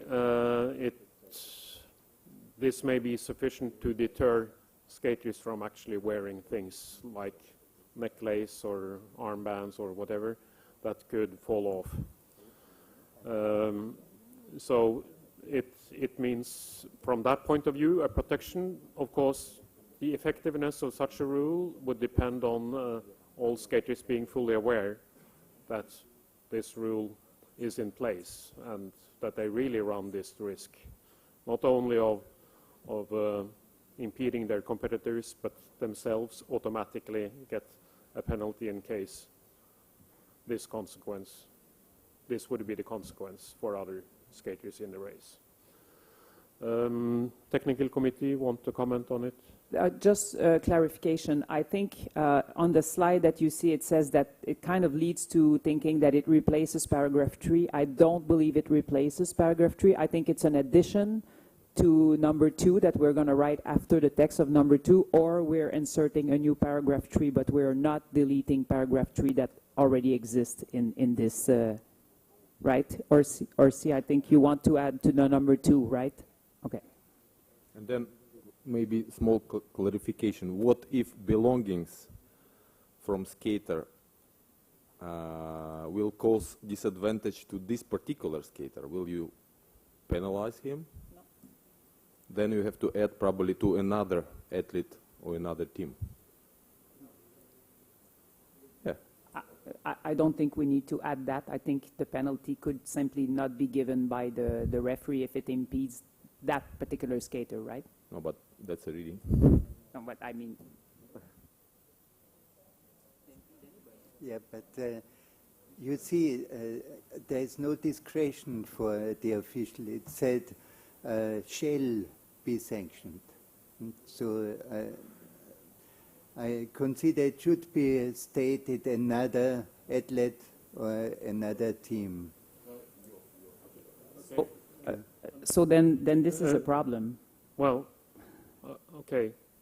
Let's try to understand. I mean, assuming we all want to avoid, I'm sure everyone wants to avoid situations like this, that someone is wearing something that is not compulsory and that has a risk of causing, destroying the race for one or more athletes. So this we want to avoid. So then we need to find the best way to prevent the wearing of such, gadgets or whatever. And now the proposal is that a penalty will follow if this proves to be, something that we want to prevent. So from that point of view, my immediate reaction would be the skater should be penalized, even if the skater destroys his own race, because they have violated this carefulness that this new rule would be installed to take care of. So they have proven that, okay, if we had been able to control this, okay, this wouldn't have happened. Now it happened to the skater himself, but it could as easily, it was a sheer luck that it was the skater wearing it that got the race damaged. So I think it would be more consistent just to keep the wording of Hungary. But then everyone needs to realize, so it was a very good question, Alexander. Assuming that my reasoning is making sense. I don't want to open a big can of worm here, but I just want to be careful when Michael, you're saying must be penalized. Okay, that part we get, but in short track, not everything that should be penalized or shall be penalized actually leads to a penalty, because first of all, we sometimes close the race before we see these things. So now you're saying that we would have to change a decision in order to give that penalty. Okay, what am I missing? Sorry, what isn't seen cannot be sanctioned, even if it shall be sanctioned. It was a mistake by the referee or whoever had to impose a sanction, but it's gone. It was wrong. So it doesn't change the rules of the play. It is simply that if it is seen, then it doesn't make a difference whether it's the athlete that has made the mistake or any other athlete that is damaged by this. This is the result of this wording. And I agree to Tron that indeed, because it was a violation of the first paragraph of the first sentence of paragraph 2, that also this person, of course, shall be sanctioned.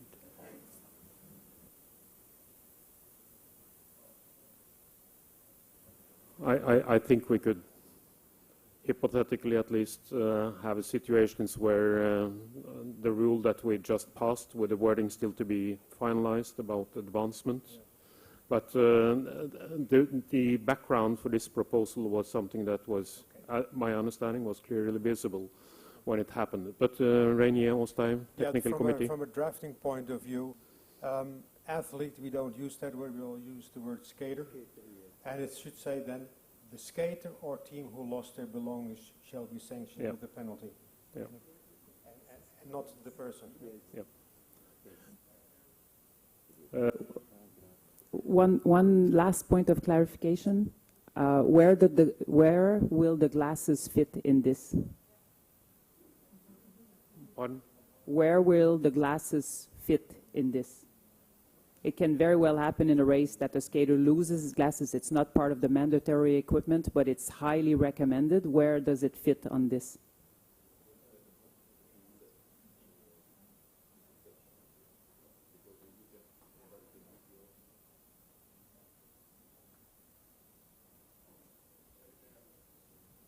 Okay, we are just violating a rule now, Balázs, because Hungary, but if the Congress accepts, I will give you the floor nevertheless. So Balázs, you have the floor if you want to clarify. Okay, thank you. So I'm from Hungary, Balázs Kövér, the referee side. We're talking about the glasses, which is a non-compulsory, we know, but in the Rule 291, paragraph 2, it says each skater is solely responsible for the equipment, even if the glass is not the compulsory equipment, but all the skaters should wear these glasses not to fall down. So, and only we shall give a penalty when the glasses falls down and cause disadvantage, because we saw many races, glasses falling down, but not causing any disadvantage. There's nothing. But in that point, some nations, I heard that when the skaters wearing the glasses, they have an extra strap for fixing it. And this is also all the skaters. It's very important to wear the glasses very safely. So I think it's no question with the glasses.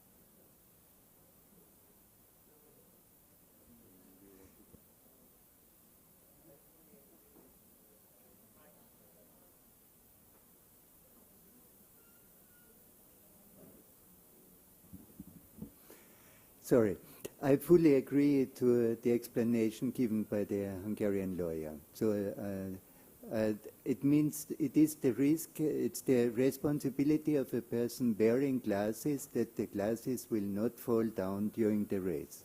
And there's no difference with such a good or anybody else object or anybody else carried by the respective skater.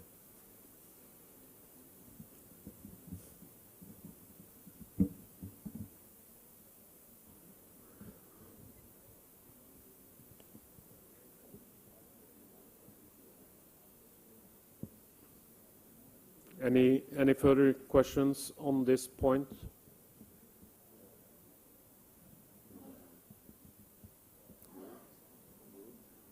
then I think we can, or the movement of the British delegate seems to be, yeah, yes. Peter Worth from the GBR. I'm a little concerned about the safety glasses. It's a recommendation that the skaters do wear safety glasses, and although they're non-compulsory, if they do come off for any particular reason, even when they've got the straps on, something could go wrong where it could cause a problem. In that circumstance, we've always got the option to advance that team. I'm just a little bit worried that with this rule will make us give them a penalty. So in the wording, could we make it so it's non-compulsory and non-recommended equipment that would be valid? Thank you.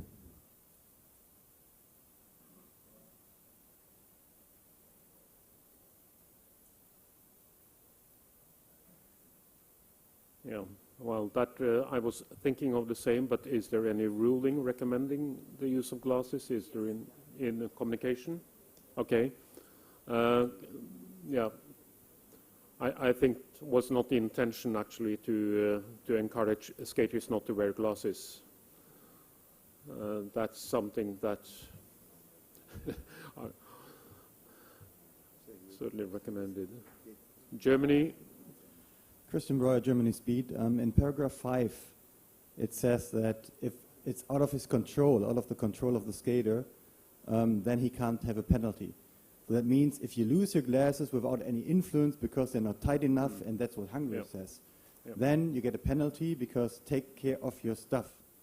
If you crash and they fly away, what can you do? You know, like you can't like glue them to your head. So then it's already written that it's like, you know, without a penalty.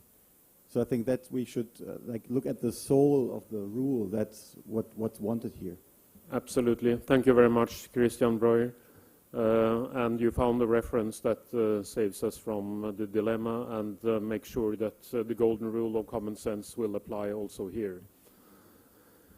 Then I think we have clarified this and we have arrived at what was the basic intention of Hungary making the first version of their proposal, and we have had a good process arriving at what we think will be a good addition to our rules. That's my impression from the debate, but you decide when you show your cards.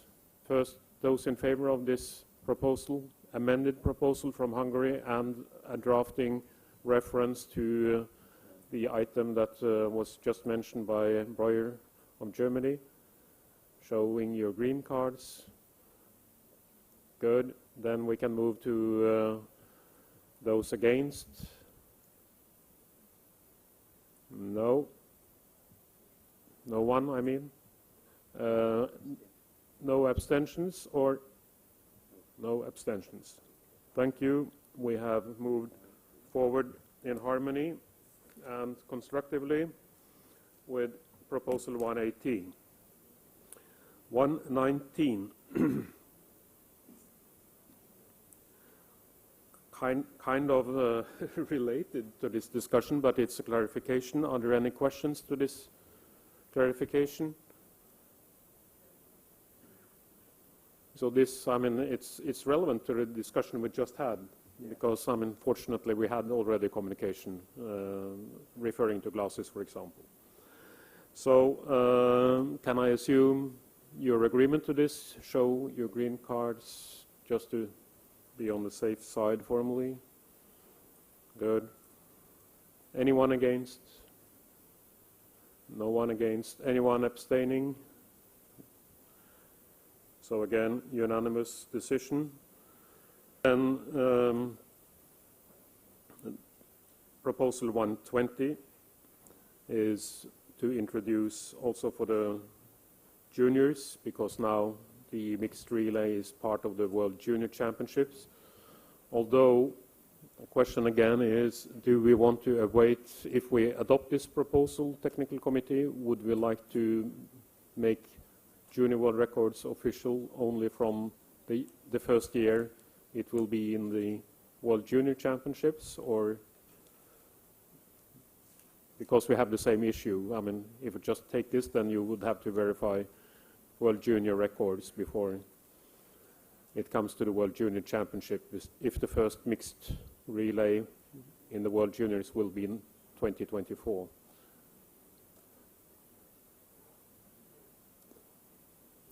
So with the reservation that as from season 23-24, World Junior records will be adopted for the mixed relay.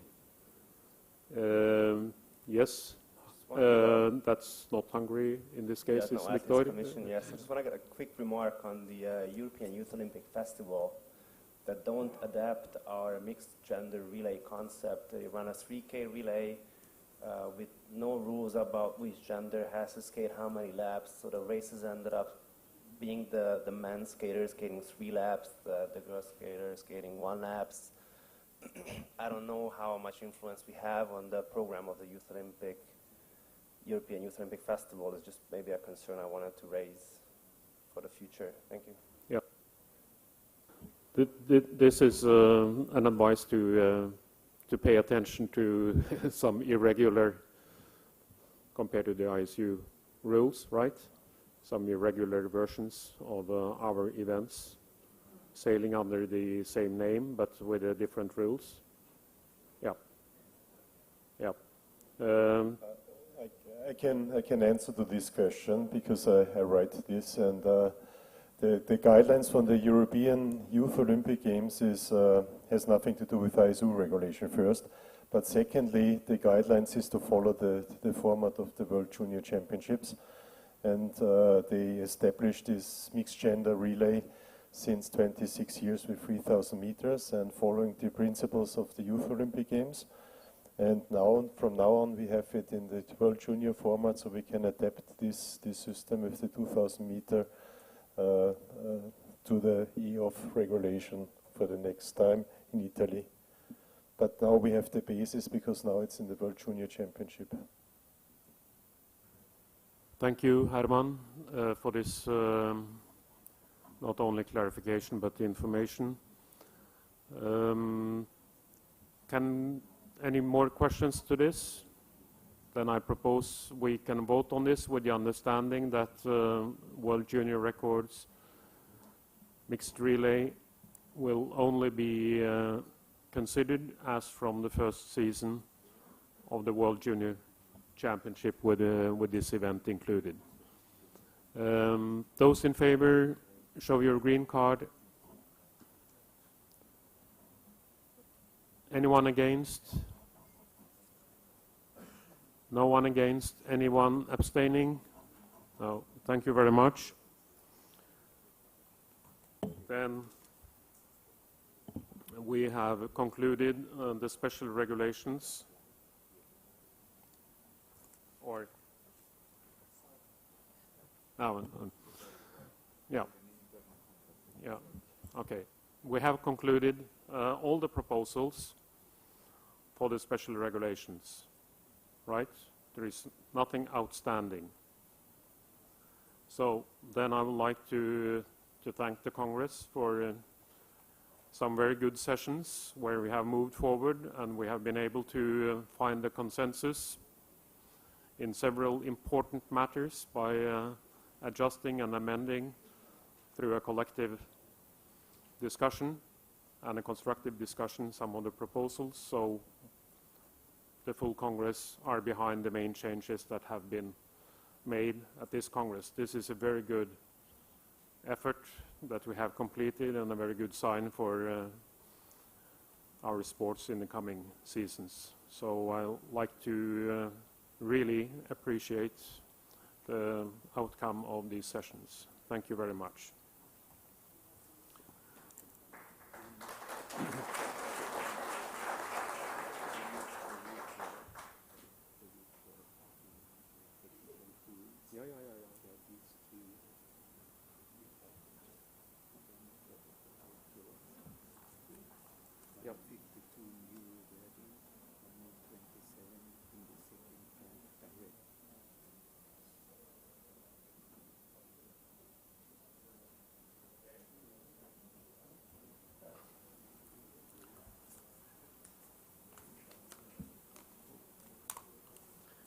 So we have successfully completed item 9 of the agenda, and you have applauded how we did it. Now we come to item 10, which is about the technical rules. If you have the agenda in front of you, the agenda is specifying mainly what we already did on Monday afternoon in the so-called workshops. So we will not repeat what was done in that workshop. We had interventions on several proposals, and they were brought back to the technical committees to report back on those proposals. Where we had no questions or objections on Monday, we assume that there are no concerns or objections. So we'll focus now on those proposals that were subject to discussion on Monday. The rest we consider as accepted by the Congress. So this is not about the full package, it's about taking out those things that needed a further discussion and possible amendments. So this is the task that the technical committees received from the workshop on Monday, to take a closer look at a few proposals. So we're not repeating the reports by the technical chairs that we had in the workshop. But what we're doing now is to ask each of the technical committee chairs, if they have any update to report to the Congress on those proposals that were subject to discussion. We start with speed skating. Speed skating had one. Speed skating, it's 102. Yeah. Not 102, proposal 102. Okay. We will just wait for TC Chair Alexander to get ready.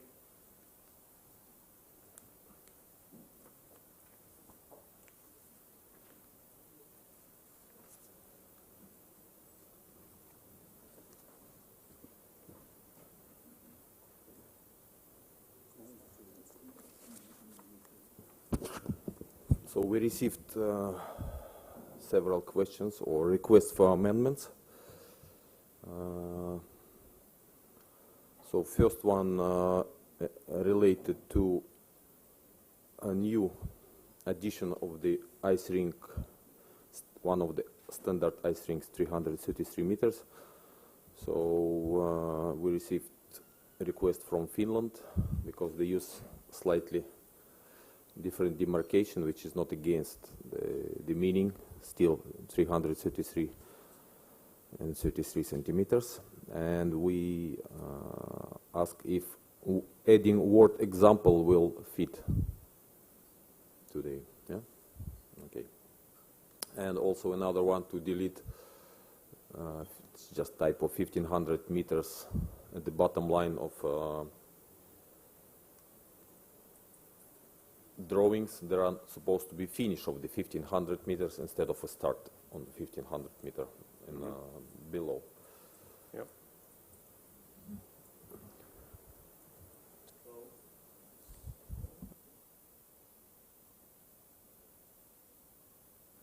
So this relates to proposal 52, so there will be some improvements, if I can call it that, corrections to the diagram. And did you consider to add a second diagram? Well, probably we can work it out with Finnish Association. Yeah. Right? Yeah. Okay. So if it's used in Finland, it's probably usable outside Finland. So the purpose of putting it in was to give guidance to those that have 333-meter tracks. It was not to impose one particular one, but to give the advice so that do not start from scratch and come up with ideas that have not been well tested. So is this acceptable then, that the technical committee will present a revised version on this without changing the motivation for this proposal? will be worked out by the drafting committee. That was 52, and I believe we had on 54. On the 53. Okay, 53. Go ahead. Yeah. So the revision is that we add at ISU events, Olympic Winter Games, Youth Olympic Winter Games, maximum one person for each competitor team is allowed in the coaches area. And for must start, team sprint and relay races, coaches are not allowed in the coaches area. That will be the new text of the rule.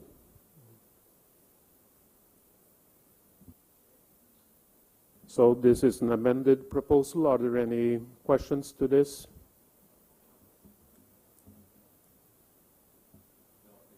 As discussed the first day, Italy don't agree on this because we don't see the reason for unifying the rules, because there are different needs on longer term for unifying the rules, because there are different needs on longer distance.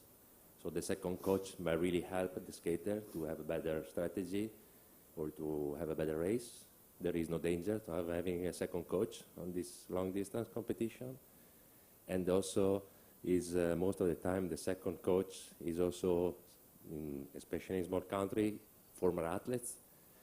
So it's a good motivation also for a young coach to be also on the infield, and can be also a good motivation for young skater or for skater to become coaches.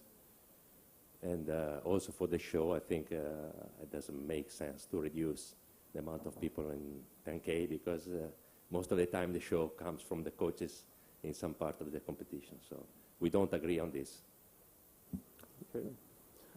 Thank you, Ippolito. Yeah, in general, this rule does not talk about the infield by itself. We talk about coaches area, which is officially ice area, right? And we believe that if second coach want to show the lap times, he can stand behind the padding. Nothing forbids him to stay there. And well, at the quartet starts one coach able to do both jobs, I would say, and show lap times and do some correction during the races. So that's our vision. Netherlands. Yes. Remy, Netherlands, KNHB. We totally support the words of Italy in here. We are not a favorite of just one coach, especially not on the long distances. And we also think that it's not a problem to have these coaches also on the infield. If we talk about the crowded situation on infields, we think it's not the coaches that are making that crowded, but it's more the media and everything that's around it. Secondly, you talk about the fact that they can show the rounds beside, like on the outside of the track. I think that in a couple of arenas in the world it's not possible. Yeah, I don't want I don't want to revive memories, but Netherlands have gained experience with having two coaches in the long distances. Maybe experiences they don't want to happen again, but okay, the current rule, just to make everyone aware, is saying maximum two coaches. So it doesn't, I mean, it doesn't automatically allow two coaches if there is a reason, or crowdedness or whatever. But I noted the remark of Remy that that the solution to stand behind the padding is maybe not available everywhere. So this could be in favor of regulating this per event in that case. But Germany? Christian Breuer, Germany Speed. Yeah, I will stick pretty much with what I said on Monday or in the last session. Squeeze the area where coaches stand if it's for safety, and don't mix up things that have nothing to do with the race itself.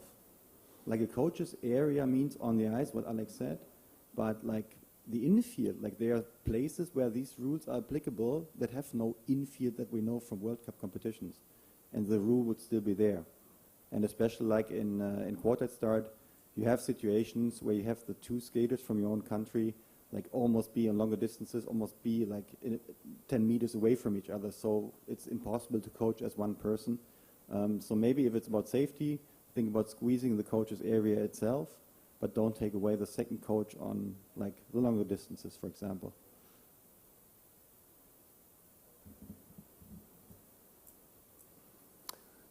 Any further comments? Okay, we have an amended wording from the technical committee saying that this initially presented proposal are amended, so it would only apply to ISU events and Olympic Winter Games, right? And several delegations have said that they are not in favor of this rule change, so I need to put this to a vote. And then remind all of you that the outcome of this vote is that if a majority of you are against this proposal, it will not be adopted. Right? Yeah. So it's simple majority. But then, of course, it wouldn't got the 2/3 if that had been applicable. So this is simply a vote between keeping the current rule or adopting the rule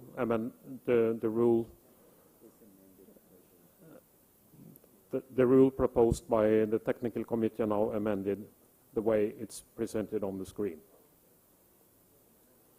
So this means I put to the vote the proposal of the technical committee as you see it now. And then you vote, and it will be accepted unless a majority of the delegations vote against it. So then those against this proposal, because automatically, if no one had asked for a vote, it would be passed. So now, therefore, it's an exceptional situation. I ask those that do not want to accept this technical rule change to show by a red card. Is that clear for everyone? If you do not want this change, then you show your red card. And we start doing that now. Those against this proposal show a red card. And I open my eyes and counts quickly to, if I am able to count to 25, then I don't need to see the, yeah. I think we do not need to put the votes in because, I mean, this is the procedure. It was a majority that didn't accept this rule change from the technical committee. So the current rule stays. That's clear. Okay, then we continue with 54, where we had some comments during the session, and I think it was an amendment passed already during the section. So it means maybe some fine-tuning in the drafting, but it means it will be groups of 6 and 6 and 6 as long as there are 6 left, and only the last group will possibly have less than 6. Yes, correct, Ron. There are 2 amendments to the proposal. You see underlined that we say the competitors shall be grouped according to the best approved qualifying time in the groups of 6, as you said.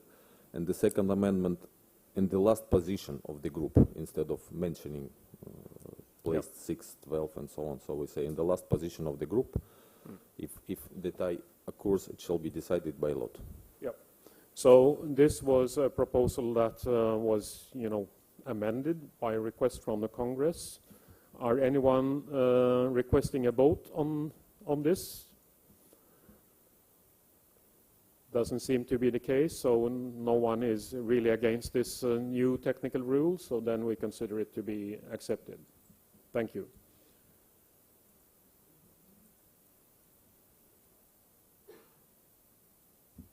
One more.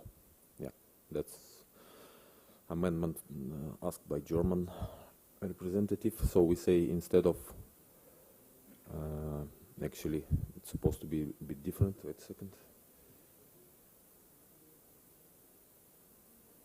Yeah, so instead of using gun, we have a new proposal. We say at ISU events, Olympic Winter Games, Winter Youth Olympic Games, the starter's commands and sound of the starting device simulating gunshot shall be heard through the two speakers nearest item. Simulating. So we don't say gunshot by itself, but simulating. Yeah, we have to mention that sound is like a gun. It's not written on this slide. So again, there might be shall be heard is a bit, shall be transmitted or. Okay, this is fine-tuning. I think all agree with the concept here. We do not want to enforce the use of guns unnecessarily if we have other devices that do the same. So, and obviously it's the starting shot that comes from this device that shall be transmitted to two loudspeakers to be, caught in the same moment. Anyone against, with reservations of further fine-tuning of the wordings? No one wants a vote on this? Then it's accepted with the final drafting that might be slightly different as indicated by Alexander. And this concludes the feedback from the technical committee. Alexander, yes, thank you. So then, technical rules changes for speed skating has been concluded by the Congress. And we can move to short track. For short track, we had 3 proposals, 2.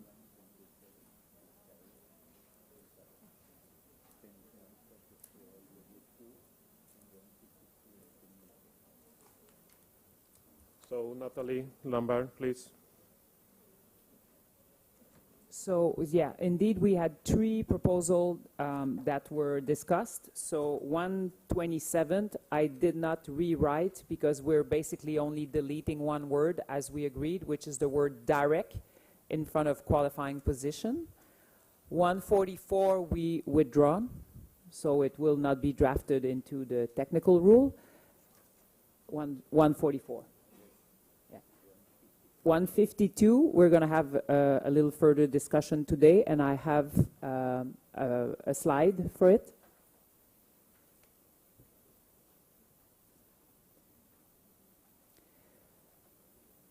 So we've had discussion. We also had further feedback. Oh, sorry, Tron, go. Just before we move into, no, nothing wrong, but I should have said that at the beginning, but now with the 2 first comments from the TC chair, I consider that 144, everyone understands this is withdrawn, and the wording change only on was it 127, is also adopted by the technical committee. So this means that I will consider that the last item we will discuss under this agenda item will be the proposal that is now presented in an amended version. The other technical rule proposals I consider to have been accepted by the outcome of the workshop on Monday. So what remains is 152, now with the amended version, and I leave again the word to the TC chair. Thank you, Tron. So basically, we received a little further feedback from USA regarding what we discussed on Tuesday, and the feedback was, if we start to do this, so going into the 0 false start, and it's successful, it would be better that we keep on going with it instead of coming back to the 1 false start for further event in a season or the following season, and then adopting this in the next Congress in 2024. So we took that feedback into consideration so that we don't do back and forth with this big change for the start. And basically want to propose to you today that in effect, after at least 4 successful tests, at ISU World Cup competition during the season 22-23 by decision of the ISU Council upon report on the tests and their evaluation by the TC. In addition, in the season 22-23, tests may take place at international competitions. The ISU events designated for test and the criteria to evaluate the test will be announced in an ISU communication. The test must also be announced in the announcement of the respective competition. In case of failure of more than 2 tests at ISU events, the current false start rule remains in force for the rest of the remaining seasons.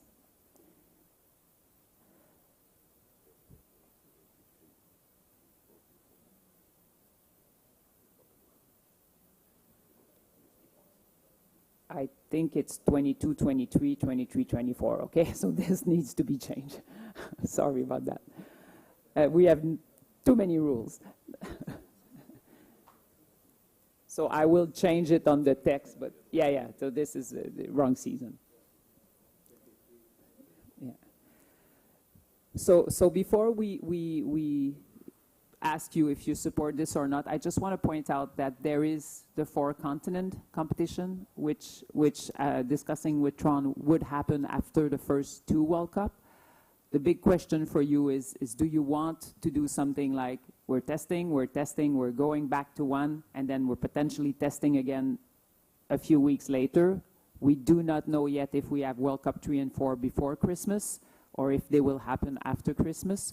We do believe we need to test this more than once or twice in order to gather enough feedback on this. So we're not sure where you stand on this part. So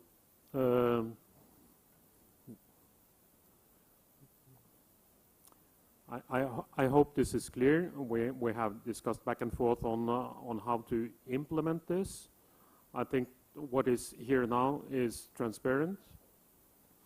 It has to be announced prior to the season that this alternative rule will be applied at certain competitions, and they will be clearly identified. Furthermore, it says it's open to practice the same possibly future rule in other international competitions. This has to be there. If it was not there, it could only be tested in World Cup competitions. The 4 continents, okay, that's falls within the category of other, maybe it should say other international competitions or ISU events to be very consistent. But the idea here is to have a comprehensive testing period before it would become effective. Now, if we are testing this and it is successful, then it doesn't have any sense to go back to the old rule. I think everyone realizes that. Okay, then there is only one way forward. And this wording of the rule takes care of that, then it will continue to apply for the next coming season. There could be a question because the testing will basically take place in ISU events. So other international competitions may, run under the same rule. So I think practically I might have preferred, I'm sorry, coming with this now, I might have preferred them to actually extend the testing for the season 22-23 to be consistent at the ISU event level. So if there are remaining ISU events after the testing, to just say, okay, they will also be under this rule and belong to the kind of testing regime. And then it would automatically, if that is successful, automatically take effect as from the next coming season. Because then you avoid that skaters who never practice this suddenly are told there is a new starting rule in line. But if we say that, okay, it will be applied further on for remaining ISU events or the coming season, I think that's a more robust thing, and we will not have the concerns that that we change a rule in the middle of the season. We're just extending a trial period, a regulated trial period. Yeah, this I mean, this doesn't change the concept or the thinking behind the amended proposal. It's just to make it more clear. Okay, so now the question is, and we have three that have asked for the floor. It will be in the order of Netherlands, New Zealand, and Canada. So we'll listen to the interventions before I say anything more. Netherlands. Just as a point of clarification, the competitions that are run outside of the ISU events will not, I'm assuming, have the necessary support equipment to review a possible. So in terms of evaluating, I think it's fairly important, even though those competitions that are organized will actually provide feedback, we have to take in account in terms of the report that goes back to the council, that these events don't have the same equipment that they will have as at the World Cups as well. I think that's an important thing, that we don't get a bias because the equipment's not there. Thanks to Netherlands for this. I believe I can, on the fly, try to clarify this in confirming your assumption. What will be part of the trial or the testing, that will be clear. So what it says, it can be tested elsewhere, that's up to the organizer of those events and the participants whether to accept it or not, because it will be in the announcement. And but the tests that we are doing, they will be done with the same type of equipment or support, so that it will not be inconsistent as you suggested could be a risk. So we'll be concerned that this is a valid testing period. It will be consistent and systematic and pre-announced, and with the support that we need in order to really verify the quality of this potential rule change. Then I hope this clarified your question, Netherlands. Then New Zealand. Yes, thank you. Before we do any testing or trials, surely we should be investigating what technology is available. There's got to be some technology that could be available. Really, this should be investigated before we start bringing it onto the ice. Once that's been established, then sure, we can do some trials and testing. Canada, maybe you can partly cover the question of New Zealand, but no, not really. We well, we're technological somehow in Canada, but it's not the subject. Actually, we had a discussion amongst us, and we would support the consistency, including the ISU events like regional events. So we just want to. We believe that consistency is the best way to really have a clear test and a well-understood test amongst fans and the ISU community and the skating community. Thank you. Yep. Thank you very much, Canada. I mean, I think this is essential, really, what you said, that and what I said in my introductory remark, that we need to have a very well thought out testing plan for this, so we are not creating confusion neither by skaters nor by the audiences and those following the sport. And so there is one way forward. USA, sorry, Robert. Yeah, just completing regarding technology, because I've talked about it earlier during another session. We believe that technology should be looked at in a longer run, but afterwards or in parallel later on. Thank you. USA. Susan Sandvik, Show USA. We're in agreement with Canada. I don't really understand why Four Continents was singled out, because it is an ISU event. Yeah. I just want consistency so that they get used to Yeah. what we're doing that season. Yeah. Okay. This is taken on board. That if we go on if this proposal is implemented, then we will make sure we have a consistent selection of competitions to apply it to. I believe you have moved towards the microphone to get. Okay, thank you. When we want to change and test something, and I agree with New Zealand that we first need to clarify why we want to change. Secondly, when we change, which impact it could have. Third is the technical part, how you check it, because we have to consider that we need more video replay.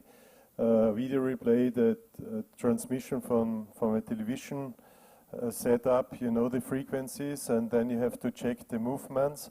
That means you cannot be sure, 100% sure, that the right skater gets the fall start. Would you also implement this in long track? Why not? So we always looking for the same procedure, and in short track you want to implement. I'm very sure in long track you don't want to implement it.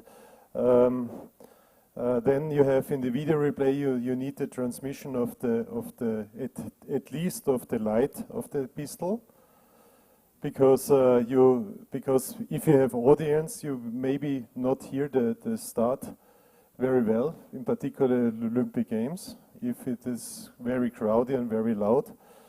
So there are a lot of questions. I think really before we put this I would work with this communication regulation to make agreement with or you make a small test event with this, with top skaters. I understand that you want to test it with top skaters and not in the ISU Challenge series, and I really understand that, but to put it now for test events to the regulation book, I have not a good feeling for that. Really person, but I understand that you want to test it in top events with top skaters. So unfortunately we do not have this Shanghai trophy or where the best skaters are taking part, but just to put it to, even it's a World Cup, they are traveling, they are paying a lot of money to teams, and then they are out. I really do not. I mean, the intention behind this, I think, the tactical force starts, or if somebody jumps out to reduce the disadvantage because he was on lane position 5. Yeah, okay. Yes, but this is a disciplinary matter. Give a yellow card or something else one time, and the skater will not do it anymore. Thank you, Austria. I think we had, in the workshop, we had input from the technical committee and from Canada on the background for this proposed rule change, but we can summarize it now. I assume that is why Rainy Ostheim is now at the microphone. Yes, exactly. To come back to the question of New Zealand, the equipment that will be used is the simple replay. See that we have video replay where we have to make sure that we see the flashlight on the screen. That's the main important thing, and then to be able to show it to the starter at his position. So there's nothing new on technique at this moment. And in the discussions that we had with the referees about the updating of our guidance for our officials, the keyword that we are using is clear and obvious, and that's what we're working on very hard. Just to underline that, because it was a main part of our discussion on Monday, and what Rainier now said is that it's clear and obvious, and unintentional situations will not be considered a false start during this trial period. But okay, I'll just like to comment upon a remark made by Austria right now. It's pretty sure that speed skating do not want it. Well, I'm not sure.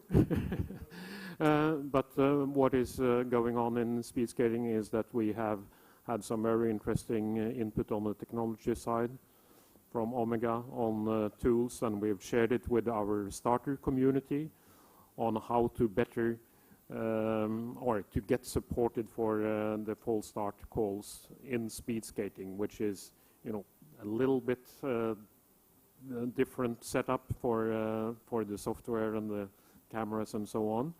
But nevertheless, this is ongoing considerations also on the speed skating side. One small clarification relating to the comment from Willy from Netherlands about the testing. Obviously, the testing that we would measure for success will be testing at ISU event, but we are hoping that there will be some testing in international event. And if the statistics are slightly different or completely different because you would not necessarily have access, for instance, as Willy referred to, a video replay system installed to help the starters, then perhaps in 2 years when we come back here, the implementation will be solely for ISU event where the technology supports this and not for international competition. So that those testing will be extremely valuable during the same period. And the last point I want to make regarding the comments from I can't remember who exactly, about mistakes. Mistakes and the technology that we have currently for the starter is the same whether it's the first false start or the second false start. So yes, there might be some mistake made by the starters. Yes, there might be some mistake made by the skaters. But currently there's nothing, as I said on the workshop, there's nothing to support the fact that there would be more mistake on this first one versus the second one. Okay, maybe not to, certainly not to complicate matters, but I mean, I noticed the word testing is used in two different contexts here. So what is on the proposal is that we have a unified testing procedure at ISU events, at least and now maybe we could amend this to say at least 4 ISU events, or yeah. So this will be unified. So we know what we are measuring, so to speak, through this planned testing period. And then the potential new rule, it's allowed to apply it for international competitions. Okay, certainly we'll collect also experiences from those, but they are not part of the test result. This was the concern of the Netherlands, that we should have a consistent way of comparing the experiences gained.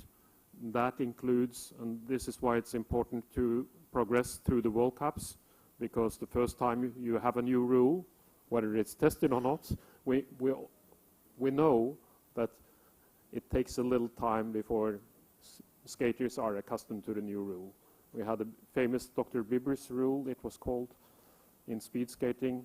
On the very first international competitions, there were a lot of penalties for cutting the line and not respecting the demarcation on the finishing straight. That happened to a large extent in the first couple of competitions of that season, but soon it became a non-issue. So this will happen again. What we're doing now with this proposal is to have really a planned way of getting necessary feedback to know whether this is a better starting rule than the current one. There is at least one requesting the floor in the back. Yes. Serbia. Thank you, Slobodan Delic from Serbia, a veteran starter here since 1993, retired a few years ago. However, if I understood well, Rainier, this is nothing beyond the existing video replay, video review system, enhanced by a synchronized flash of the starting device for the review of the starter. Is that correct? We have a community of starters here. Why don't we make a small communication and try to understand if it is a difficulty for them to review such a little device that will help screen next to the starter's position, where they could have something that normally, I have to say, people would look in the big competitions on the big screen and try to justify their decision when and if necessary. Natalie, if you can explain. Well, I can share with you that we've already had a workshop with the starter to discuss, with the ISU starter and the W starter to discuss that proposal, and to say that the intention was to put a screen on and they were in favor of testing this. So with while some concerns, the same anywhere further than from the community that is seasoned and skilled with this device, supporting device, I think that's convincing enough. So why not to give the opportunity to the technical committee to test this as a opportunity to confirm what the community of starters has already confirmed in their previous hearing, correct? Thank you. At the last two seminars for starters, we have used the video replay where you on the screen could see the flashlight and see the skaters at the same time in one view, and we've used that to determine the difference between standing still and the gunshot, and there's no problem to do this. But we have to make sure that on the screen with the camera position is correct to see both the gun and the skaters on one view and not in separate signals. Okay. Any more interventions, Wilf O'Reilly in Netherlands? Just one last. We have the issue now with penalties that the pictures that the viewers at home or on this in the arena are seeing aren't always the same as the pictures the referee is seeing. My question is will the screen that the referee or the starter's looking at, will this be shown also to the other people as well? Otherwise, we still have this possible conflict where the starter's seeing one thing and the general public or the viewers at home on watching television see something else. And if I may give a little bit of an expert opinion on this, because this is a part of my responsibility at work for at least 20 years. Okay, I will allow you to do so. Thank you. Bobo. Because if I can quickly summarize, what we can see on the TV, and I remember 1991 we had European Championships with your compatriot boss seemed to be winning ahead of time. This is the frame speed of the TV transmission, depending on many factors, not too big, to make it big discussion technically. Depending on the TV device, on the frequency of where you're watching it, it may be different. So, what we see on the TV is not what is seen in the real situation on the site. Just in short terms, how to explain that? It may be different. You understand? Because there are factors that will contribute to this illusion that may happen. For instance, the photo finish will give a perfect determination of the ranking. What you see on the TV among two skaters in long track, for instance, you may have illusion that one who has better time on the photo finish has been slower than the one in the pair that seems to be winning. So there may be illusion, not must. There may be illusion on the TV screen, depending on a number of factors. What we need to make sure is that what people seeing at the site is properly tested and asserted. And I believe that providers in timing equipment and technologies may provide such a certification. Any more questions? Again, the Netherlands support this proposal, so it's not as if we're totally supporting this proposal. Yeah.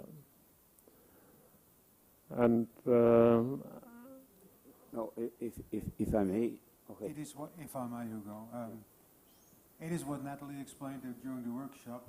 If it's not clear and obvious, it's not a false start. It has to be clear and obvious to be seen. Yeah. So this is not with the purpose of changing the basics of the rules for a false start. It's the procedure of the start of a race that is changed. We're not changing the rules and with this proposal. Hugo? Just to the comment mentioned by Will from the Netherlands, if concerning the matter of what is seen on TV is exactly what the referees are seeing, well, the images the referees are actually getting are those of the TV from the TV director. What we definitely cannot make sure, and this would require prolonged discussion with the TV director, is which angle he's going to choose in showing a start. So I can have a briefing meeting with the director and tell that for each single starting procedure he shall use a certain type of camera, but I cannot control what he is actually doing. So if for some reasons he at the last moment, he or she, depending on the director, would switch to a different camera because from an artistic editorial point of view they think it's a much better view, then it could be that on TV, the TV viewer sees something different what the referees are checking at this specific moment. So this issue is still open. So it would require a briefing meeting with the director, which certainly I can do. But the images in anyhow will be exactly the same. The only difference could be that the TV viewer can see it from the front view one time and the referee are checking it from another view. But we can work on it and try to make it consistent through all the events, especially for this test. Any more questions or comments to this proposal, the amended proposal, and the clarifications about how testing would be performed? No? Are there anyone requesting a vote on this proposal? If no one is requesting a vote, then it's adopted. I'm just informing you. This is presented by the technical committee based on a workshop. Unless someone asks for a vote, this rule is adopted. If you ask for a vote, then we will vote, of course. New Zealand asked for a vote, and then we will vote on this proposal.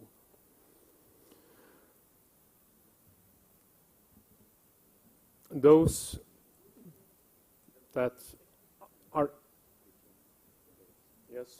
are against this proposal, the same as we did before, they show this by using their red card. We vote now.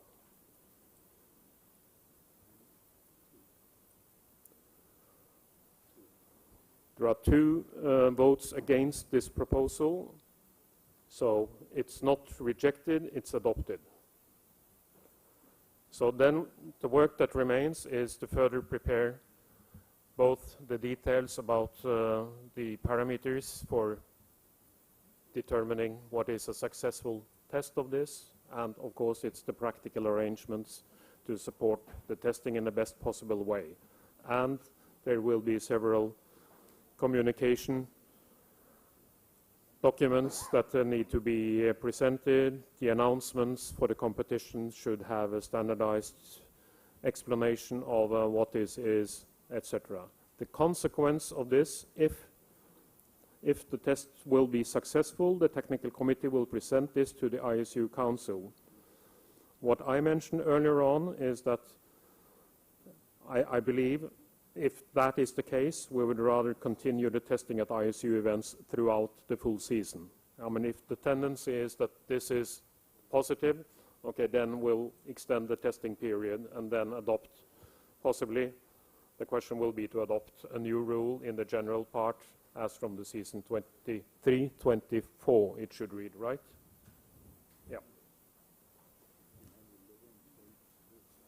Yeah.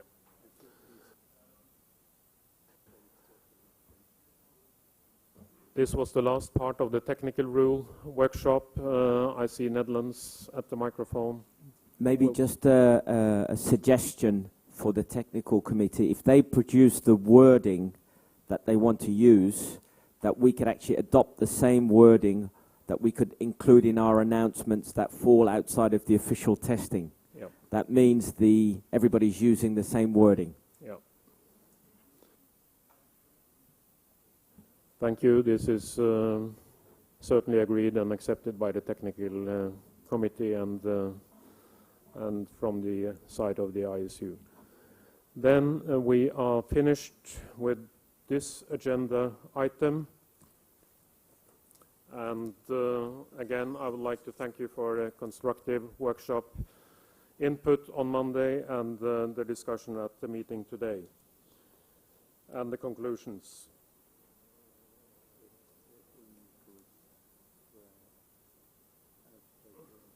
Yeah. Yeah.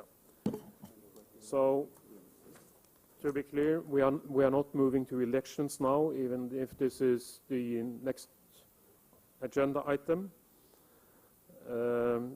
Item 13 is also election, so we are skipping this and we'll return to it after certain elections have happened in the plenary session. Right? This is the standard procedure at the Congresses. Then item 14, presentation of status report by the technical committees on the work on the existing four-year plan. These documents have been uploaded on the ISU website, the Federation's website. Are there any questions on these reports or anything that the technical committees would like to add to what has been submitted? Nothing? One thing, if you let me, that I would like to add, I don't think it was in the report, but we have started the work on a working task force with coaches and referees and eventually analysts and officials from different disciplines into just reviewing the guidance after 4 years of existence, and then at the end of the summer, with the conclusion of this working task force, we might make some minor change to the guidance and on the racing rule.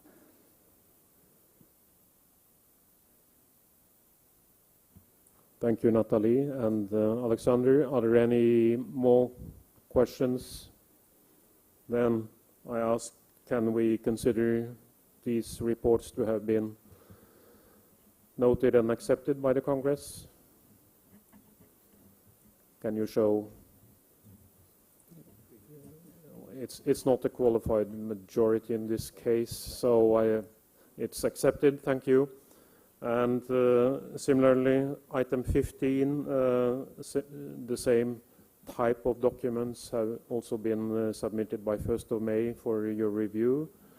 And I ask again if the technical committee chairs want to add or underline something for the coming period. It doesn't seem to be the case. Are there any questions? No? Okay, then these are adopted. You will be familiar maybe with the kind of streamlined format of these documents. They are pretty short and summarizes the key priorities and the activities of the technical committees. It doesn't prevent technical committees from addressing upcoming issues and urgent matters.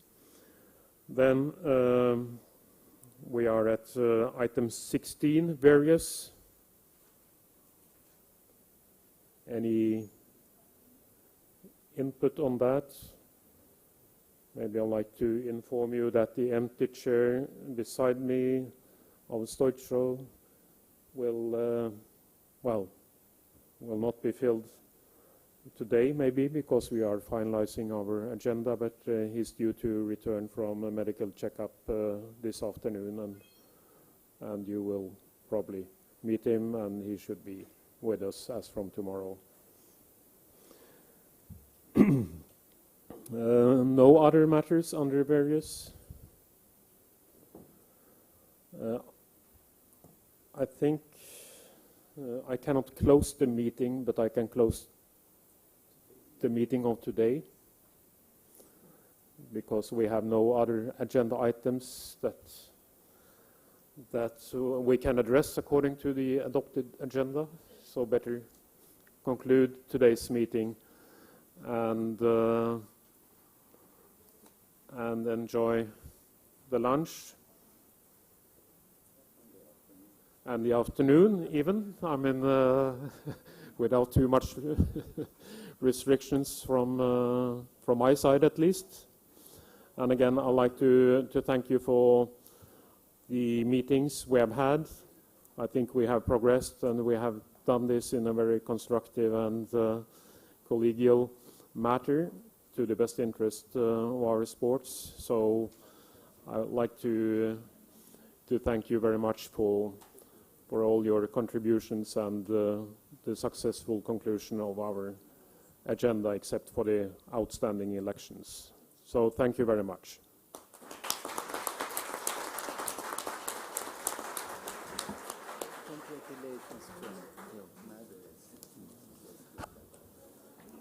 Excuse me, can I add one thing?